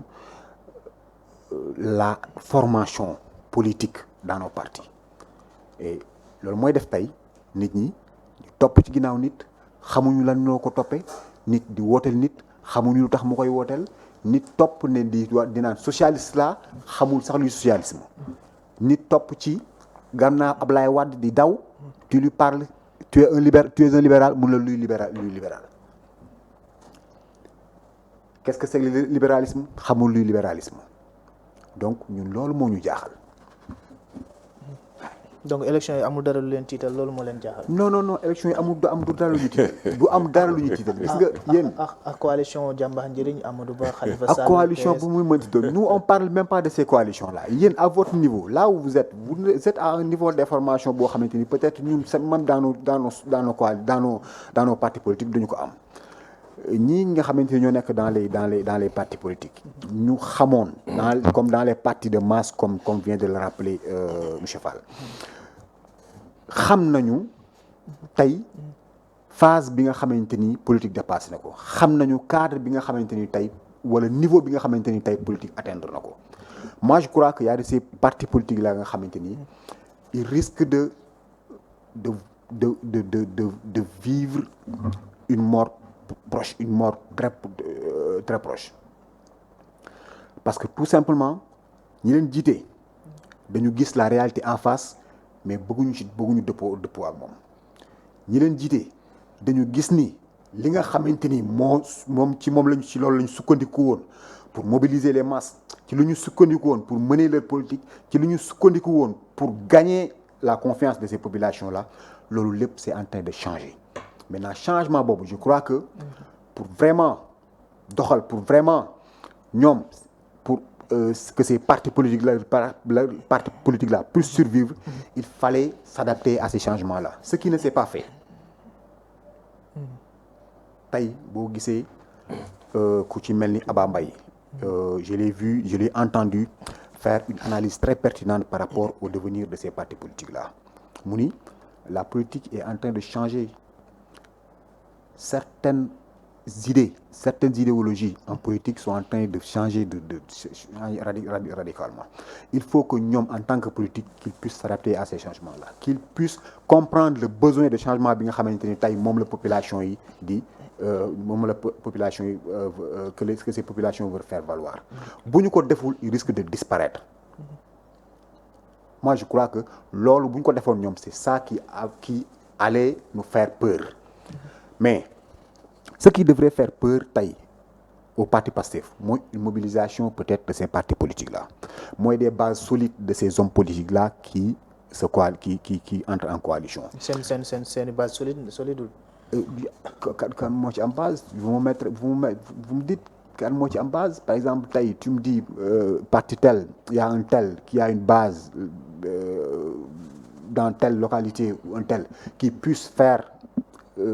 abstraction à la volonté du parti social, à la volonté du parti Pastef de gagner l'élection dans telle ou telle localité. Je vois pas. Man donc gisuma lenn loo xamante ni tey war na mën a tiital parti Pastef malgré ces différentes coalitions, malgré ces innombrables coalitions. Kenn amu ci doole boo xamante ni tey mën nga taxaw ak Pastef foo nekk nag ak foo mënti nekk. Dites-moi une localité, je vous dis les forces qui vont combattre là-bas et tey rapport de force bi nga xamante ni moo risque de leur. Est-ce que du am différence entre tey élection présidentielle ak élection législative yi, ndax ni ngeen jëlee nguur gi, ni ngeen jëlee boppu réew mi bokk na ci Sénégalais yi dañoo bëggoon tout à coup ñu jëlee fi ki nga xamante ne tey moo fi nekkoon. Donc mën na leen wax ne foofu am ngeen chance su daal di gagné, mais tey 6 mois ngeen def, bien 7 mois presque. Tey est-ce que tamit du am différence diggante 2 élections yi, ndax dama seetlu say kàddu da ngeen basé wu si pourcentage bi ngeen am ngir gaa di gagné élection présidentielle yi. Mënuñu am beneen mënuñu am beneen analyse bu ñu mën a tirer feneen fudul ci ces dernières échéances électorales qui se sont passées mooy exactement l'élection présidentielle. Moi je crois que tey kuy def ay projection mënoo basé wu dul ci élection yi nga xamante ni moom moo fi jàll. Peut-être on peut faire abstraction de la présidentielle et sauter sur les élections législatives yi nga xamante ni moom moo fi jàll. Mais même ces élections législatives là avec les coalitions qu'on avait, certaines coalitions nag croient que ak ñoom force bi nga xamante ni moom la ñu apporté leen moom moo taxoon ñu gagner ces élections là. Mais on va voir le 17 novembre ce qui va se faire. Ñun au niveau par exemple de notre localité muy Tivaouane, je vois déjà l'opposition, la nouvelle opposition se réclamant de force bu nga xamante ni de voix yoo xamante ni apporté nañ ko dans la coalition que nous partageons, muy notamment la coalition Yewwi Askan Wi. Mais Yewwi Askan Wi tey Tivaouane ba mu fa gagné xam nañu kii et on va avoir la certitude pendant ci élection yi di ñëw. amuñu kenn koo xamante ni àndoon nañu ak moom ci élection législative yi, amul kenn koo xamante ni àndoon nañu ak moom ci élection présidentielle yi passé ku ñu jox loo xamante ni Pastef mënu ko am moom kese. Mais bi mooy seen première élection. bi mooy seen première élection. bi mooy suñu troisième bi mooy en tant que Pastef kese en tant que Pastef kese kenn jàppalewuñu et vous allez voir que y aura pas beaucoup de changements. En tout cas ñun surtout on est à 53 54% presque pour comme la note au niveau national. Et je suis persuadé que ni suñu ñaari candidats yi ñu fa am muy Gracia Faye au niveau de la commune de Tivaouane ak Ousmane Ciss au niveau de la commune de Darou Khoudoss amul lenn loo xamante ni au niveau de ces coalitions là mën nañ leen tiital pour ñu war a mën a dem campagne ni ñu ko waree, mën nañ leen tiital pour ñu amorcer ces votes là et les gagner de fort belle manière. Est-ce que jàppoon ne Pastef mën nañ ko daan par expérience, manque d'expérience? xam nga en général man li ma jàng ci sama cursus politique mooy du ma def mu pronostic, c'est-à-dire du ma wax mukk ni diw mooy gagner élection parce que mais di nga njort. waaw man damay ñaan d'abord parce que j'ai entendu une fois Latif Coulibaly journaliste dire à un partisan de Ablaye Wade qu'il allait remporter l'élection. Latif naan ko est-ce que sóoraale nga l'inconnu loolu la ko wax quoi. Et effectivement l'inconnu est venu et a tout changé. waaw jàllul du ma diagnostic danaa xool nag situation bi et je dis que li ma wax nii ci politique bi mais ça inclut tous les partis y compris Pastef. Parce que tey jii soo daan déglu discours Pastef aussi da nga ci daan dégg ay discours yu xaw a vigoureux, n'est-ce pas? Donc ñun ñëpp ñoo war a ànd xool nuñ ko changé. beneen bi mooy li tax ma ne lu ñu war a étudier waat la c'est-à-dire kenn ku ci nekk da ngay am écho ñu lay wax lii di la wax lële mais man suñu tuteur dafa mas ni politicien moo doy war. Le gars m'a dit que dëkk bépp ñu ngi sama gannaaw. Je suis content mais je sais que c'est pas possible. waaw donc da ngay am rek say nattuwaay yu lay permettre nga am njort ni lii mën na nekk. Pastef a remporté les élections présidentielles avec dès le premier tour. Donc c'est un Guinness boo xam ni peut-être Macky Sall rek moo fi amoon loolu daje candidat remporter élection mais defu ko premier tour. Mais Pastef géré wul woon booba. xam nga dafa nekkoon parti d'opposition. ba pare nag porter ce courant bi nga xam ni am na fi mu porter ko. bi mu ko porté ba mbooloo mi topp ko aussi dafa jël nguur gi mais gis nga amaana bu doon ba mu jëlee nguur ga en mars def na ci saa si référendum changer donne bi gëm naa ni 54% yi dana am sax 60%. Mais le pouvoir dafay user mais surtout le pouvoir de maintenant et surtout que boo seetloo le discours que portait Pastef dafa daan xamal nit ñi ni leen moom bu faloo rek on règle les problèmes sur le champ. En 2 mois. Voilà et que des fois sax ñu waar mu naan woy amul état de grâce mbagg ak tànk et cetera xam nga boo c'est vrai que ki njëkk a wax ni en politique il faut faire rêver les gens ki ko njëkk a doxal c'est Ablaye Wade waaw moom dafa ñëw révélo nit ñi et ça Agne nous l'a bien théorisé lors d'une élection mu leen Agne s'il a remporté l'élection c'est parce qu'il a fait rêver donc Pastef loolu mu waxoon su ko réaliser woon nag su ci mënu ko réaliser mais am na acte yu mu doon posé ci 6 mois yi man damay nangu ni ku mu jàkkaar loolu moom de la kii mais c'est pas le cas. Pourquoi? Parce que man xam naa ni affaire bi c'est pas si facile qu'on peut le croire quand on n'est pas dans le pouvoir. est-ce que nekkul tamit daa wax ne am na loo xam ne da ko fekk si ay jafe-jafe yoo xam te ne dina ko gàllankoor. donc ngir lu mu waroon def. donc ça veut dire que xam-xam bi mu waxoon ni am na ko donc dëgg amul parce que il s'est pas comporté comme quelqu'un qui ignorait. C'est quelqu'un qui avait vraiment la solution au problème des Sénégalais et que mën na ko régler nguur moom boo ko jëlee foog nga fekk fa dara parce que Ablaye Wade bi muy jox nguur gi Macky Sall mais dafa wax carrément ni dans tant de mois kenn du fi fayu n'est-ce pas? Tu te rappelles pas? Il l'a dit en 2012.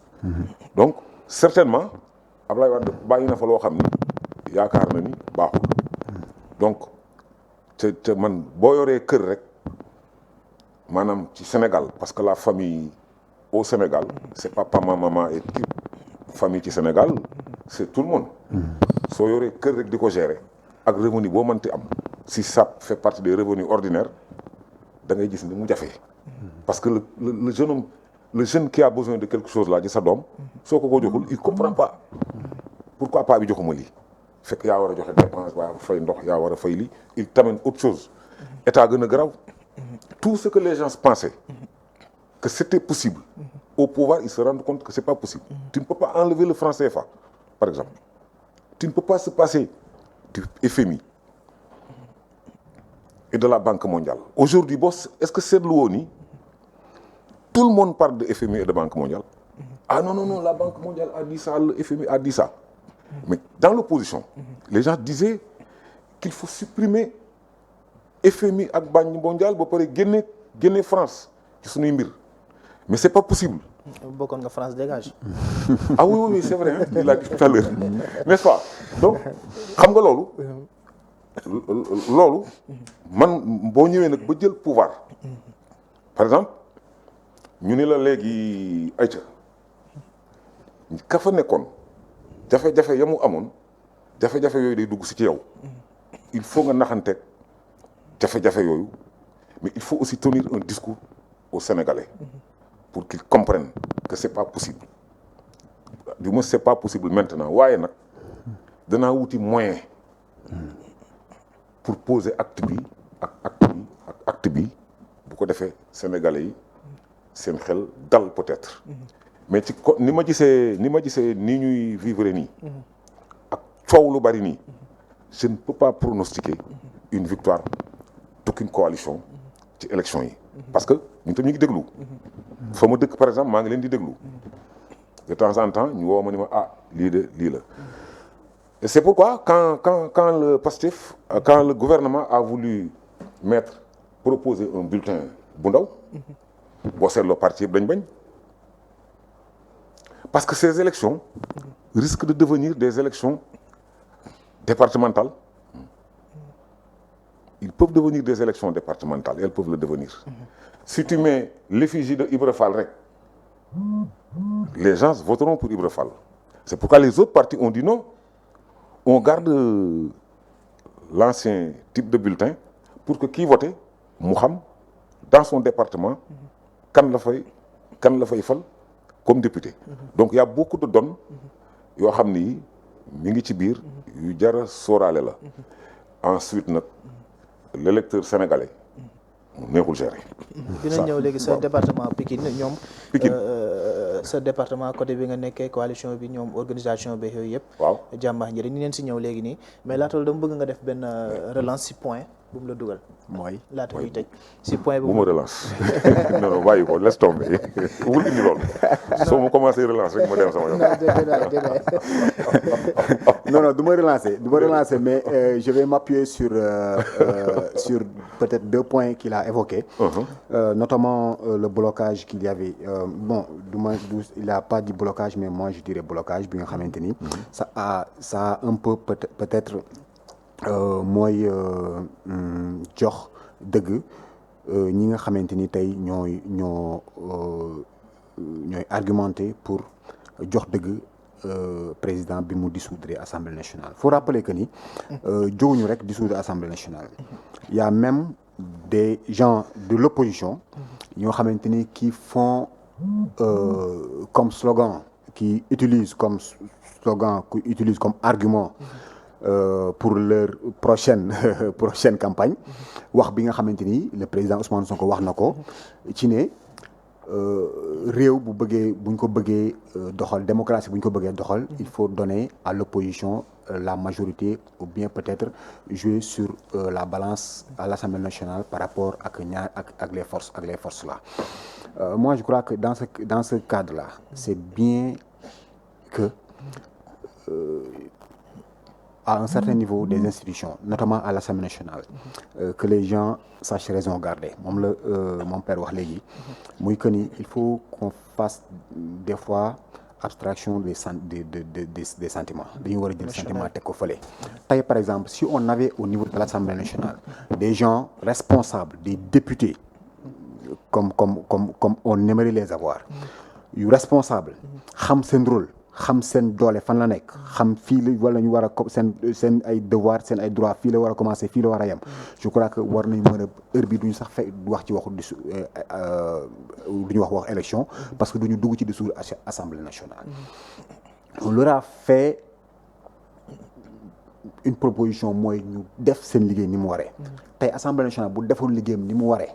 maanaam ñu indil ko dara quelque chose à voter ou je sais pas quoi mu voter ko xool par exemple li nga xamante ni moo ci mucc ayib mu nangu li nga xamante ni gis na ni mënul a jàll li nga xamante ni gis na ni am na ay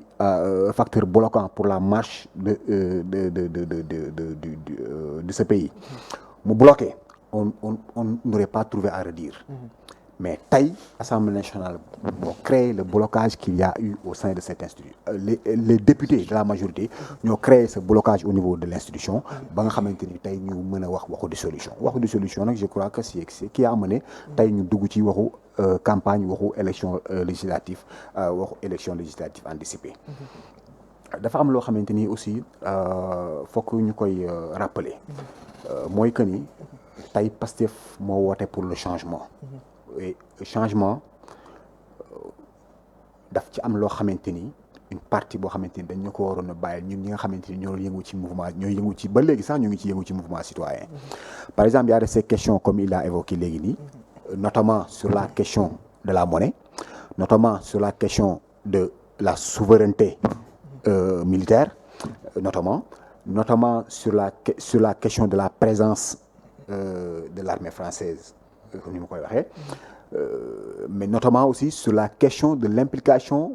du pouvoir de l'État français dans nos affaires daf ci am loo xamante ni mën nañu ko wax ñun ñi nga xamante ni ñooy yëngu ci mouvement citoyen parce que ñu réclamions orbi et urbi comment dire le retrait de des bases françaises le retrait quasi total de la main de l'État français dans nos affaires mais tey mënuñu waxal loolu le président Ousmane Sonko man je dirais même que ça a été toujours le point de désaccord entre ñun autant ak Ousmane Sonko lui je crois qu'il n'a jamais été radical ni catégorique sur ces questions-là. Ce qu'il a toujours prôné mooy li mu nekk def c'est-à-dire dafa nekk ay force par rapport à l'économie par rapport au FMI par rapport à la Banque mondiale par rapport à la France par rapport aux bases militaires françaises ce sont des questions yoo xamante ni mënuñu ko élaguer du jour au lendemain ce sont des questions yoo xamante ni mënuñu ko régler d'une manière radicale du jour au lendemain mënoo ñëw rek dañ fiy jógee par force mënoo ñëw da ngay génn sa loxo ci FMI dafay génne sa loxoom sama dëkk damay génne loxo Banque mondiale ci sama koom-koom loolu mënu la nekk il faut y aller mollo et je crois que c'est ce qu'on est en train de faire c'est ce qu'on est en train de voir c'est ces possibilités-là qu'on est en train d'étudier maintenant il y a autre chose dañu bëgg ay changements mais des changements aussi capital te changement yooyu mënuñ ci àgg fii ak amuñu par exemple mënuñu am les éléments nécessaires yi nga xamante ni moo ñu permettre ñu àgg ci notamment la majorité au niveau de l'Assemblée nationale mooy que ni tey bu fekkee ni Assemblée nationale bi nii ñu ko tëggee woon nii la 14e législature nii la nekkee am na ci lu bari loo xamante ni l'actualité wane nañ ko am na ci lu bari loo xamante ni tey bu ko Pastef bëggee doxal du dox maintenant loolu nag du ci Pastef c'est pas notre volonté tey ñu proposer dara à l'Assemblée nationale ni ñett du fi daal te le problème le blocage mënuñu ko imputer lu dul la majorité au niveau de l'Assemblée la majorité parlementaire maintenant loolu tey mooy expliquer mooy daganal tas gi nga xamante ni tas nañu Assemblée nationale maintenant pour que vraiment sénégalais yi mën a c'est pour répondre à la question bi nga wax léegi bi nga laaj léegi mooy est-ce que yaakaar nañu dinañu gagner ce sont ces Sénégalais-là qui nous ont fourgué 54% de leur vote ce sont à ces mêmes Sénégalais qu'on demande de nous donner la majorité pendant ces élections-là ce sont ces Sénégalais-là qui ont voté pour le changement Sénégalais yooyu noonu ñoo bëgg gis changement Sénégalais yooyu ñooy revendiquer à ce que ñi fi jaar ñu dénkoon leen suñu koom-koom ñi fi jaar ñu dénkoon leen suñu xaalis ñu jaare ko defe ko naka surul noonu ñu jaare la ko feneen ba def ko seen ay poche wala yóbbu ko feneen fudul ci objectif réew mi Sénégalais yooyu ñooy demander à ce que ces sous-là reviennent dans les caisses de l'État Sénégalais yi ñooy demander à ce que justice soit faite Sénégalais yi ñooy demander à ce que ces hommes d'État-là c'est à ce que ces hommes-là ñi fi nekkoon di gérer ñu yóbbu leen ci yoon maintenant ñun Pastef ñun tey le nouveau gouvernement mënul jóg ni dafay yóbbu nit ci yoon am na ci ñoo xamante ni ñi ngi leen yóbbu ci yoon parce que tout simplement li ñu tëggee justice bi permettre na ko mais tëgg nañ ko tëggin boo xamante ni mënu la permettre tey nga ni da ngay woo président da ngay woo ay ministre loolu nag buñ ci bëggee jàll Sénégalais yi li nga xamante ni moom la ñu bëgg ñu yóbbu fa nit ñooñu Sénégalais yi lu ñu bëgg ci seen alal ñu indiwaat ko ci réew mi Sénégalais yi lu ñu bëgg ci ñu jubbantiwaat li nga xamante ni mooy la structure même de ce pays là tey mënuñu ko def mënuñu ko jaarale fudul Assemblée nationale parce que ay loi la parce que ay projet la yoo xamante ni buñ ko xalaatee ba bind ko aussi dañ koy jaarale Assemblée nationale ñoom ñoo ko mën a woote pour ñu mën ci jublu maintenant loolu nag li mu laaj mooy qu'au soir du 17 novembre que ces populations votent pour Pastef pour que ñu am la majorité au niveau de l'Assemblée nationale loolu moo ñuy permettre ñu arriver à nu ma ko mën a tuddee arriver à ce que lii nga xamante ne moo nekkoon seen volonté ñu mën ci parvenir c'est li moo nekkoon seen objectif ñu mën ci parvenir xam naa dama leen teelu yàgg comme fi ngeen dëkk dafa xaw a sori mais dama doon def émission ba fajar kay oui c'est ça da nga siy def point waaye tamit da ngay tëjaale ak tey foofee sa zone bi nga nekkee département bu zone bi nga nekkee foofee ca Pikine donc yéen noo leen di waajalee pré-campagne bi ak tamit noo fa taxawee en tant que coalition bi nga xam te ne mooy jàmm ak njëriñ parti socialiste daal di see dugg. Je dois juste préciser que peut-être sama mbokk bi ni mu gisee bëgg-bëggu Sénégalais yi man bokkul ak bi ma gis daal waaw xam naa ni daf ko mottaliwul rek. mais l'objectif ce que veut le Sénégalais en priorité ci li ma daan dégg ñu koy wax moo doon seen niveau de vie boo xam ni jàpp nañ ni daal faible na dañu am xiif dañu am bekkoor il y a des problèmes de chômage bon je ne sais pas si c'est bekkoor mais en tout cas problème mu chômage am na fi xiif am na fi am na yu bari yu ñu lim daal ni manqué nañ ko courant bi cher na ndox tout ça la vie est excessivement chère te famille boo dem tuuti ñoo fa am liggéey donc moi je pense que c'est ça le problème bi nga xam ni moom la Sénégalais yi doon xaar doon seen ku leen ko fajal maintenant bu fekkente ni mais am nañu mën na nekk ba léegi parce que 6 mois xaw na gàtt. waaw mais danañ ci egg. incha allah am na bu fekkente ni nag am na ñu bëgg ñi sàcc ñu jàpp leen je pense que yoon mën a woo ñi sàcc mais il faut prouver aussi que sàcc lañu mooy li ma doon wax ci certitude. ok c'est-à-dire mën nga am certitude ni diw mi sàcc la mais wóorul. Je donne comme exemple ce qui s'est passé quand Pastef était dans l'opposition. Mais ils nous ont dit que Alioune Sall a vendu le pétrole et que Alioune Sall me doit 400 000. Mais c'est une fois au pouvoir qu'on a commencé à sortir le pétrole. Normalement tey jii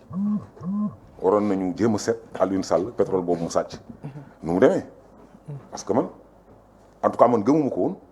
parce que man soo ma waxee ci dara damay gëstu ci su dee yaa ngi may lire bu baax xam nga ko donc je savais que c'était pas possible mais waxoon nañ ñu loolu waxoon nañ ñu aussi ni Mame Mbaye Niang xaalis bi ñu ko joxoon pour mu gérer ko ci Prodac da ko lekk man gëmuma ko parce que Mame Mbaye Niang est un ministre et Prodac c'est une entreprise te man ci entreprise laa doon liggéey admettons qu'il y ait un détournement dans l'entreprise et j'ai été contrôleur d'inspection dans cette entreprise. Donc, si quelqu'un fait un détournement, ce n'est même pas le DG qui fait détournement bi la ñuy jàpp. Donc, mais jusqu'à présent, il n'est pas prouvé que Mame Mbaye Niang a fait un détournement parce que lire naa ce document boobu ñu génnee ci internet lire naa ko ci yàgg naa bind ay rapport parce que j'ai fait 7 ans dans un corps de contrôle. Donc, du lu taxaw xam naa aussi kan moo doon patron Prodac. Donc, je sais que waxal nañ ko loolu mais génne gu ñu firnde buy wane ni lekk na ko. Ensuite on a dit à Mamour Diallo qu'il a par exemple pris 94 milliards ci trésor bi et finalement Tahirou Sarr borom terrain ba mu nga ak terrain et le trésor n'a pas sorti un franc xam nga kooku boo delsee ni ma diw ak diw ay sàcc lañu man su ma neexee ma gëm mais mën naa ko bañ a gëm donc man pour ma mën a nangu ni ñii ñu wax ni dañoo sàcc je ne vais pas me baser sur la déclaration de quelqu'un fût-il le grand conquistador pour accepter que kooku sàcc la et je dis que c'est cette même personne qui disait que kenn warul jël Assemblée nationale ak présidence de la République jox ko benn camp il a théorisé parce que nee na réew il faut opposition bi am doole ci Assemblée nationale pour pouvoir contrôler et il dit que très souvent aux États-Unis quand les démocrates prennent le pouvoir je l'ai écouté hein, après dañuy gis ñu jël Sénat bi c'est comme ça hein, la chambre nu ñu ko tuddee haute jox ko démocrates yi c'est pourquoi je dis que toute théorie est défendable toute théorie est défendable mais man kenn du ma c'est-à-dire man pour nga jël ma embarqué ma nii ci benn affaire moom yombul pourquoi parce que damaa bëgg rek man su may wax dara rek damaa bëgg bu ma dee man bu may layoo rek du ma fa taxaw loolu lu jafe la nag donc man du ma accuser nit ci loo xam ni lii wóoruma mais boo accuser nit ba pare nag jàpp naa ni li tubaab wax ni la première erreur est une erreur la deuxième erreur c'est une décision bon xam naa ni pare nga pressé nga léegi je vais terminer sur Pikine waaw je vais terminer sur Pikine non tu peux continuer ah waaw fooy continuer. ah mën nga continuer. mën naa continuer donc man dama bëgg man sama coalition la bëgg mu gagné mooy coalition bi nga xam ni ci la parti socialiste bokk ànd ci ak ñoom Amadou Ba les AFP LD et autres et waxu du ma wax nag ni coalition sàngam mooy gagné parce que comme je l'ai dit tout à l'heure pronostiquer luy ñëw ëllëg moom man ñemewuma ko daal électeur u sénégalais aussi ñemewuma ko mën nañ la gëm loo dara dind parce que def naa élection locale man ma jiite boo xam ni man jàppoon naa ni ñëpp dañoo jàppoon damay gagné benn conseil rek la am maintenant par rapport à Pikine dama nekkoon foofu jiite parti socialiste ci coalition Benno Bokk Yaakaar. Benno Bokk Yaakaar. Alors cette coalition là n'a jamais en tout cas sur les 12 ans de règne de Macky Sall que ko jiite woon APR la bokk mais en tout cas man il me daawuma associé ci li muy def donc man vraiment liggéeyuma ak ñoom lu bari parce que ñun waa PS ni ñu xamee kan la ñu war a waxal ci politique il n'est pas dit que ñëpp xam nañ ko en tout cas am na ñu gënoon a feeñ ñu doon woo di wax ak ñoom ci tuuru PS mais cette fois-ci ki nga xam ni moom lañ tànn dans la commune de Diamaguène Sicap Mbao mais kooku moom bi ñu ko tànnee ba pare man la njëkk a seet si ni ma man xam naa nan la war a demee moo tax yow laay njëkk a seet si ci kilifa ci responsable du parti pour waxtaan ceeg yow puisque vous me lisez souvent vous avez alors donc fort de ça j'ai battu le rappel des troupes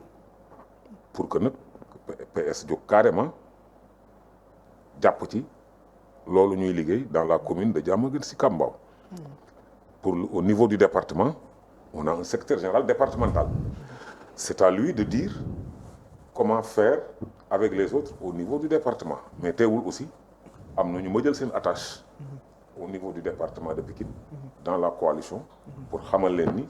nii laa taxawee et que je suis prêt pour que ñu ànd ci liggéey ci li ñu war a liggéey waaw xam naa ne nag Pikine PDS amoon na fa doole trop xaw ma léegi mais man commune bi ma nekk muy Diamaguène Sicap Mbao commune ba Pastef moo ko gagné n'est-ce pas donc élection yu ñu mujj def ci commune bi en tout cas Pastef moo fa gagné ak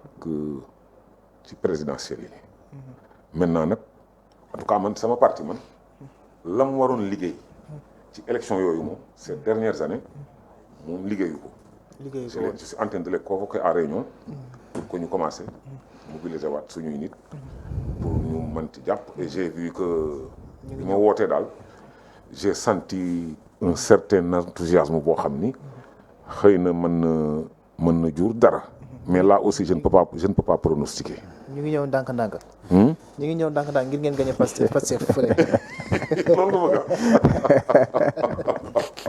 xam naa loolu la ñuy waajal. Rapidement ñu daal di ko tëj fële seen département. Voilà avant le département je crois en tout cas je tenais vraiment à faire une brève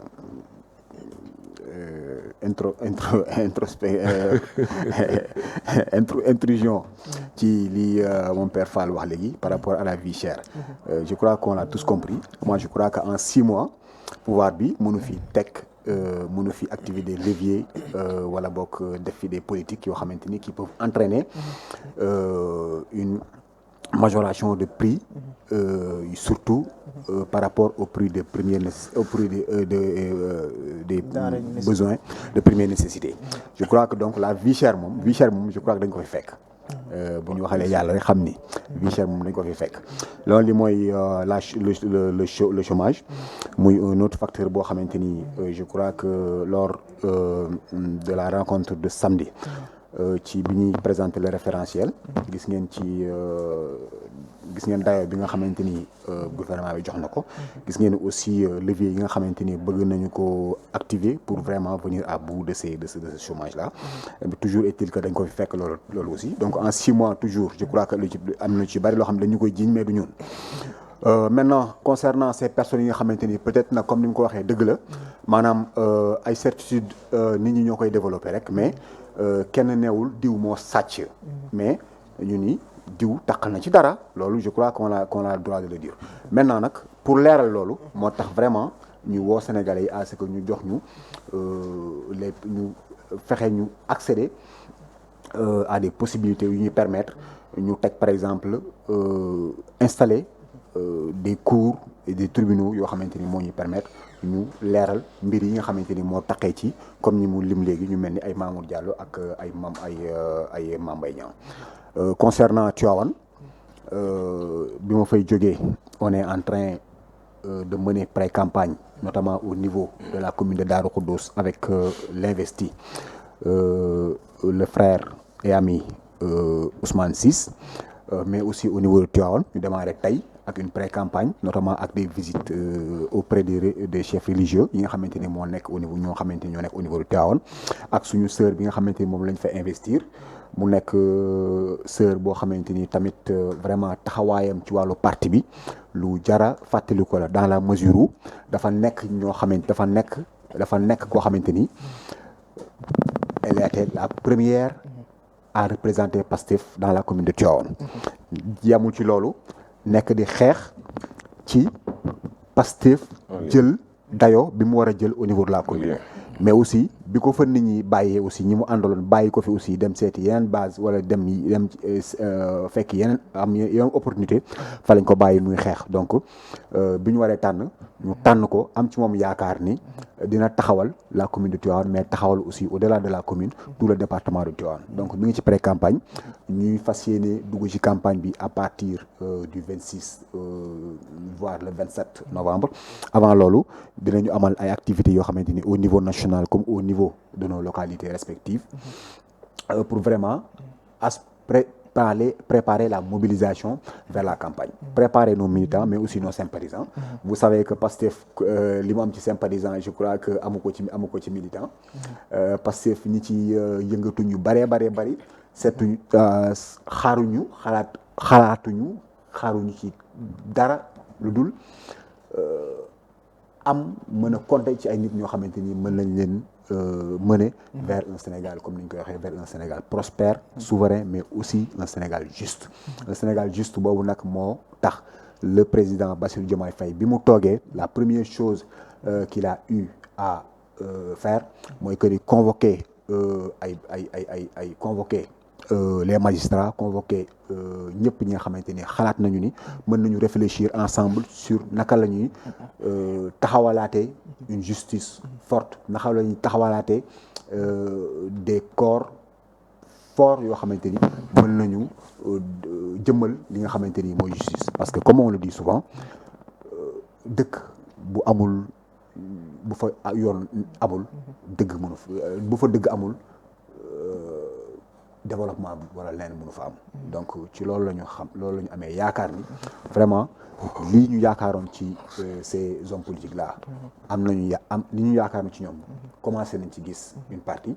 et yaakaar nañu bu ñu leen joxee une majorité fële nga xamante ni mooy assemblée je crois que lépp luñ ci yaakaaroon dinañ ko ci gis incha allah aca am na solo ñu bàyyi la nga tàggatoo rapidement ngir ñu mën a yeewi suñu papa ji damay gërëm mon père Fall di la gërëm yow aussi ci invitation bi di gërëm aussi techniciens yi nga xamante ni ñoo nekkoon di permettre à ce que tous ces gens là puissent nous suivre di gërëm ñi nga xamante ni ñoo nekk di ñu suivre en direct comme xam naa ni en différé aussi dina am ñeen ñoo xamante ni dinañ jot ci émission bi à travers les liens là à travers aussi les réseaux sociaux yi nga xamante ni tey moo ñuy permettre ñu àgg fu nga xamante ni vraiment xalaatuñ fa woon àgg di ñaan rek à ce que au niveau de nos militants qu'ils se mobilisent def nekk benn autour ou bien derrière les camarades et frères investis au niveau des localités pour vraiment qu'au soir du 17 nous fassions nous puissions donner corps à ces objectifs, à cette volonté manifestée par nos populations, muy passer à un changement radical, passer vers un Sénégal prospère et juste. aja am na solo tàggatoo bi la lay. D'accord, merci. maa ngi lay remercier di remercier aussi sama mbokk bi. Merci. Cheikh Tidiane Gaye maa ngi lay remercier ci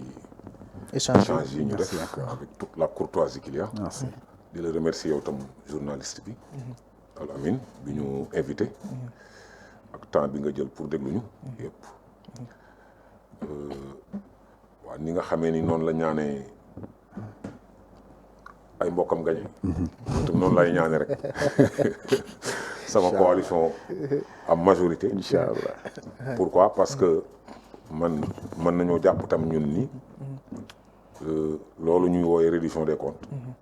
pour man ab xeex adversaire la mën nañ koo jàpp ñun te bu ñu sañoon du am, mais au-delà de ça aussi ñi ngi ñaan ñun non seulement pour éviter yu métti yooyu di fi dal ay sénégalais te amuñ ci preuve, mais en même temps aussi qu'on ait des gens assez solides pour pouvoir contrôler ce que fait le gouvernement. kon yàlla na maa ngi bëgg daal sama coalition gagné. bien que mënu maa def pronostic. après dina leen ñaaral. da nga ma ñaan. alors léegi li des mooy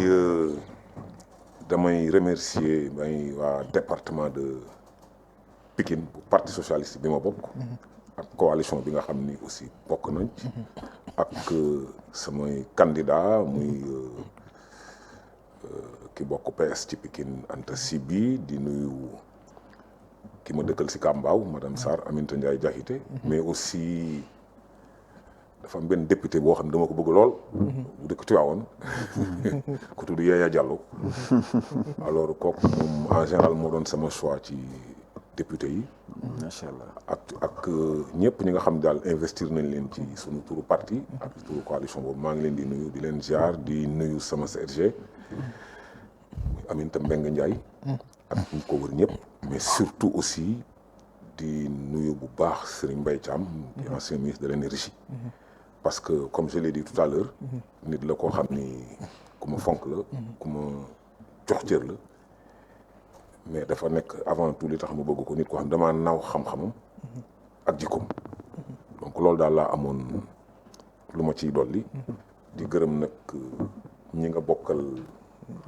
liggéey bi yépp, mais di leen ñaanal lii ngeen ubbi xam naa ni warul yàgg, mais damay ñaan yàlla defal leen ci ndam. parce que wax naa la Sada Kan dafa bind ni diggante kii interview ak ki ñuy interview nii la war a demee, def naa ñëpp liir nañu ñu li mu bind nga def moom li mu bind ci xam naa ni Sada Kane c'est pas n'importe qui, mais moom ni mu bind ni diggante interviewé kii interview ak ki ñuy interview comportement bii la war a am def nga ko. kon maa ngi lay ñaanal yàlla taxawu la ci yoon woowu nga tegu. yal na la ci yàlla gën a teg ba nga teg ba ca kaw. amiin ñu bokkoo leen ayca ñu am mbégte daal di ko dalal fii ci plateau bi. donc c'était émission législative anticipée ñu koy faral di ko def nag jeudi jàpp li nga xam te ne moo di gaaw di samedi ñu amoon mbégte daal di leen dalal ki nga xam te ne mooy Cheikh Ahmed Tidiane Gaye depuis Tivaouane la daal di jógee, ki nga xam te ne tamit mooy monsieur suñu papa lañ koy ooyee léegi Ibra Fall depuis Pikine xam-xam màcc itam ci wàllum langue politique. lii la ñu bëggoon rek mooy que ne ngeen daal di yeewu ci yenn doxalindewu li nga xam te ne tey mooy réew mi ak tamit tolluwaayu réew mi yéen ñu doon bàyyi xel nag depuis Europe ñoom ñu ñuy bàyyi xel si nga xam te ne moo di TNT américaine bi fa nekk ak IPTV Roku TV ñu ngi leen di ziar bu baax a baax, waaye leen di ñu topp tamit ci xibaar yi xam naa neskis teg ñu andi ko faram-fàcce ko jotaay xibaar yi su neexee suñu borom jaa ngeen jëf ñu ngi leen di ñaanal guddi jàmm te di ko sàkku seen jërë ngeen jëf.